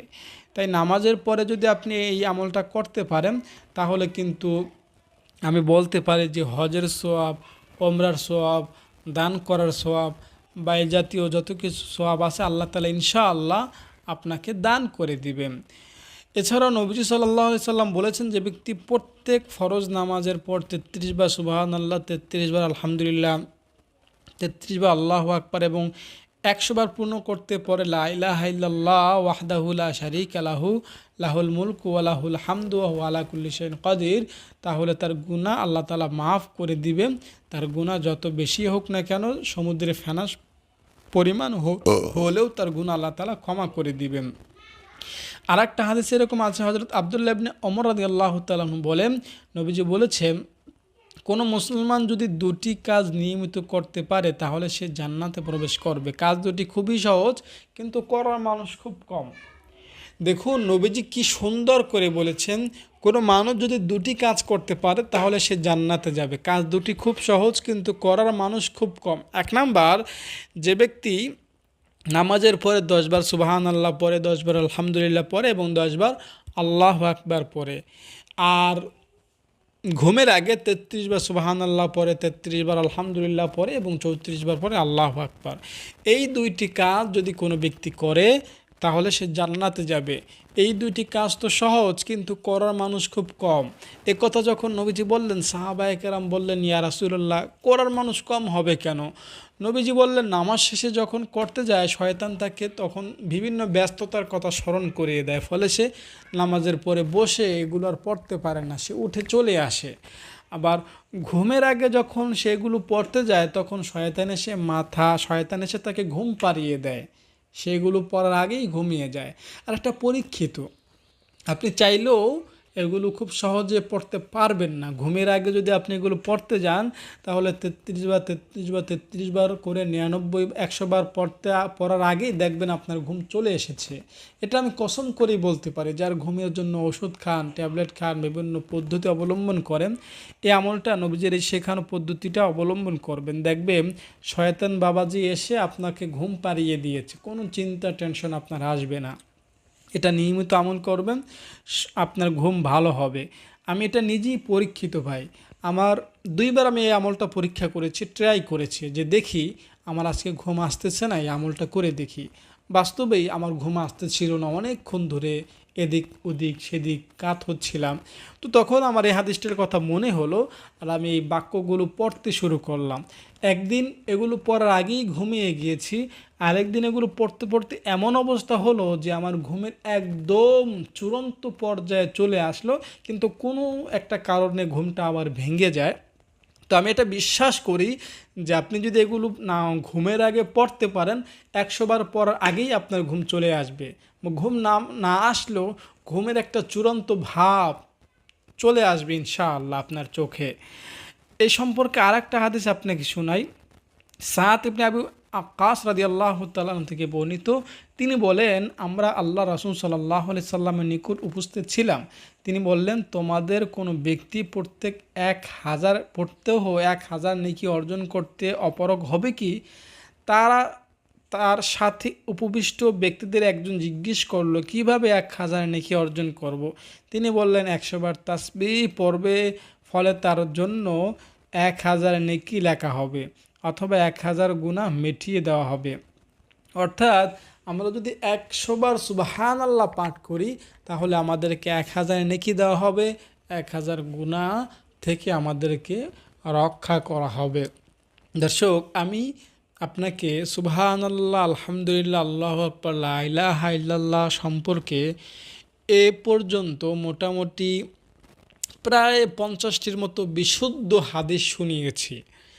আমি মনে করি এই হাদিসগুলো যদি আপনি মনে রাখতে পারেন, বা আবার পিছনে গিয়ে দেখতে পারেন, বা ভিডিওটি ডাউনলোড করে বারবার শুনতে পারেন, এই হাদিসগুলো যদি আপনি কোনো মতে একটু মনে রাখতে পারেন, তাহলে এই 4টি বাক্য ছাড়া আপনার সকাল হবে না, এই 4টি বাক্য পড়া ছাড়া আপনার বিকাল হবে না, এই 4টি বাক্য ছাড়া আপনি সন্ধ্যা অতিবাহিত করবেন না, এই 4টি বাক্য পড়া ছাড়া আপনি ঘুমাতেও যেতে পারবেন না। এই 4টি বাক্য আপনার অন্তরে গেঁথে যাবে। সকাল কি বিকাল, রাত কি দুপুর, অফিস কি বাড়ি, যেথায় আপনি থাকেন, এই 4টি বাক্য আপনার মুখে অটোমেটিক জারি হয়ে যাবে, অটোমেটিক চলতে থাকবে। আর এটা যদি আপনি করতে পারেন, মৃত্যুর সময় কালিমা পড়ে আপনি মরতে পারবেন। আর নবীজির সরাসরি হাদিস ভাই, নবীজি বলেছেন, যে ব্যক্তি মৃত্যুর আগে কালিমা পড়তে পারলো, দাখলাল জান্নাহ, সে জান্নাতে যাবে। তাই আসুন আমরা কালিমা পড়ি, আমরা এই বাক্যগুলো বেশি বেশি পাঠ করি, সুবহানাল্লাহ বেশি বেশি পাঠ করি, আলহামদুলিল্লাহ বেশি বেশি পাঠ করি। এগুলো আমাদেরকে যেরকম দুনিয়াতে প্রোটেক্ট দিবে। দেখুন, আমি যে হাদিসগুলো বলেছি এর মধ্যে কিন্তু আছে, এগুলো পড়লে ব্যর্থতা থেকে বাঁচা যাবে, শয়তান থেকে বাঁচা যাবে, এগুলো পড়লে আল্লাহ তাআলা অনেক বেশি সওয়াব দিবেন, বা এগুলো পড়লে সেটা হবে, অর্থাৎ জান্নাত পাওয়া যাবে, মিজানের নেকির পাল্লা ভারী হবে। অর্থাৎ এই বাক্যগুলো দুনিয়া যেরকম আপনাকে ধরা দিবে, এই বাক্যগুলো দ্বারা আপনাকে পরকালেও আল্লাহ তাআলা সাহায্য করবেন। এই বাক্যগুলো বেশি বেশি পাঠ করবেন। আমি আপনাকে একটু সহজে বলছি এই বাক্যগুলো কখন পাঠ করবেন। আমরা অনেক সময় সিঁড়ি থেকে উঠি নামি, বা বিভিন্ন কাজের মাঝে মধ্যে আমরা এগুলো দেখে থাকি, অনেকে পড়েন। তো এই বাক্যগুলো মূলত আপনি সব সময় পড়বেন। এছাড়াও যখন আপনি উপরে উঠতে যাবেন, তখন আপনি পড়বেন আল্লাহু আকবার, যখন নিচে নামতে যাবেন তখন পড়বেন সুবহানাল্লাহ। এছাড়াও যখন সমতল ভূমিতে হাঁটবেন তখন আলহামদুলিল্লাহ পাঠ করবেন, লা ইলাহা ইল্লাল্লাহ পাঠ করবেন। এই জিকিরগুলো মুখে সব সময় স্মরণ রাখবেন, মুখে জারি রাখবেন। তাহলে আল্লাহ তাআলা আপনার অন্তরের মধ্যে যত ধরনের কল্যাণ, দয়া, মায়া, অনুগ্রহ বা সাকিনা আছে, সব কিছু আপনার অন্তরের মধ্যে ঢুকিয়ে দিবেন। আল্লাহ তাআলা বলেছেন, আলা বিযিকরিল্লাহি তাতমাইন্নুল কুলুব। বান্দা, যদি আমাকে জিকির করতে পারো, আমাকে স্মরণ করতে পারো, এই বাক্যগুলো যদি পড়তে পারো, তাহলে তোমার অন্তরের জিম্মাদার আমি আল্লাহর হাতে। আমি তোমার অন্তরকে শান্তি দ্বারা প্রশান্ত করে দেব, শান্তির মধ্যে ঢুকিয়ে দেব। তো আসুন আমরা আল্লাহ তাআলার জিকিরে অন্তরটাকে শান্তির ব্যবস্থা করিয়ে দেই। আর হাদিসের মধ্যে একটা রয়েছে, যে ব্যক্তি জিকির দ্বারা তার জবানকে তরুতাজা রাখে, জবানকে সব সময় ভিজিয়ে রাখে, সে কিয়ামতের ময়দানে কিসের হিসাব আর কিসের নিকাশ কোনো চিন্তাই তার থাকবে না, বরং সে হাসতে হাসতে হাসতে হাসতে আস্তে আস্তে জান্নাতে যাবে। হাদিসের কথা ভাই, তার কোনো ফিক্রি থাকবে না, কিসের জাহান্নাম, কিসের ভয়, কিসের ডর, কিচ্ছু তার থাকবে না। এগুলো আল্লাহ তাআলা তাকে পরকালে আলাদা পাওয়ার দিবেন, আলাদা ক্ষমতা দিবেন, সে হাস্যোজ্জ্বল চেহারা নিয়ে জান্নাতে ঢুকতে পারবে। আর যে জিকির করবে তার জান্নাতটাও কিন্তু সেরকম বড়ই হবে। জিকির করা মানে জান্নাতের মধ্যে তার নাজ নেয়ামত বেড়ে যাওয়া। একটা হাদিস আপনাকে শুনিয়েছি যে একবার সুবহানাল্লাহ বললে জান্নাতে একটা গাছ লাগানো হয়, একবার আলহামদুলিল্লাহ পড়লেও জান্নাতে একটা গাছ লাগানো হয়। এগুলো যদি আপনি দিনে 100 বার পড়েন 100 গাছ লাগানো হবে। যদি এরকম প্রত্যেকটা দিন পড়তে পারেন তাহলে মৃত্যুর আগে অনেকবার পড়া হবে, অনেক হাজারবার পড়া হবে। আপনার জান্নাতটাও কিন্তু প্রতিদিনই এরকম সাজানো হচ্ছে, তাহলে আপনার জান্নাতটা অনেক বড় হবে না? অবশ্যই অনেক বড় হবে। তাই পরকালের জীবনকে সুখময় করতে, দুনিয়ার জীবনকে হাস্যোজ্জ্বল করতে, বিপদ আপদ থেকে বেঁচে থাকতে এই বাক্যগুলো পাঠ করার কোনো বিকল্প রাস্তা নেই। আপনি যদি আসলেই সুখী হতে চান, আপনি যদি আসলেই পরকালে মুক্তি পেয়ে জান্নাতবাসী হতে চান এবং দুনিয়াতে সকল প্রকারের ব্যর্থতা, সকল প্রকার চিন্তা, টেনশন, বালা মুসিবত থেকে বেঁচে শান্তি, সফলতা পেতে চান, তাহলে আমি বলবো ভাই এই বাক্যগুলো পড়েন। আল্লাহ তাআলা আপনাকে দিন দুনিয়ার সকল ধরনের নাজাত, সকল ধরনের কল্যাণ, সকল ধরনের বরকত দান করবেন। তো দর্শক, এই ছিল অগোছালো কিছু বিক্ষিপ্ত এলোমেলো কথা সুবহানাল্লাহ, আলহামদুলিল্লাহ, আল্লাহু আকবার, লা ইলাহা ইল্লাল্লাহর প্রসঙ্গে। আশা করি ভিডিওটি আপনার কাছে ভালো লেগেছে। যদি ভালো লেগে থাকে তাহলে লাইক, কমেন্ট, শেয়ার করবেন এবং আগামীতে এই ধরনের ইসলামিক আরও বেশি বেশি পাওয়ার জন্য আমাকে সাপোর্ট করবেন, যাতে এরকম বিষয়ভিত্তিক ভিডিও আমি আপনার কাছে আরও শেয়ার করতে পারি, আপনাদের মাঝে উপহার হিসাবে দিতে পারি। সেই দোয়া আমার জন্য করবেন। আপনার জন্য দোয়া করে আপনার উজ্জ্বল ভবিষ্যৎ কামনা করে আজকের মতো ভিডিওটি এখানেই শেষ করছি। ভালো থাকেন, নিরাপদে থাকেন। আসসালামু আলাইকুম।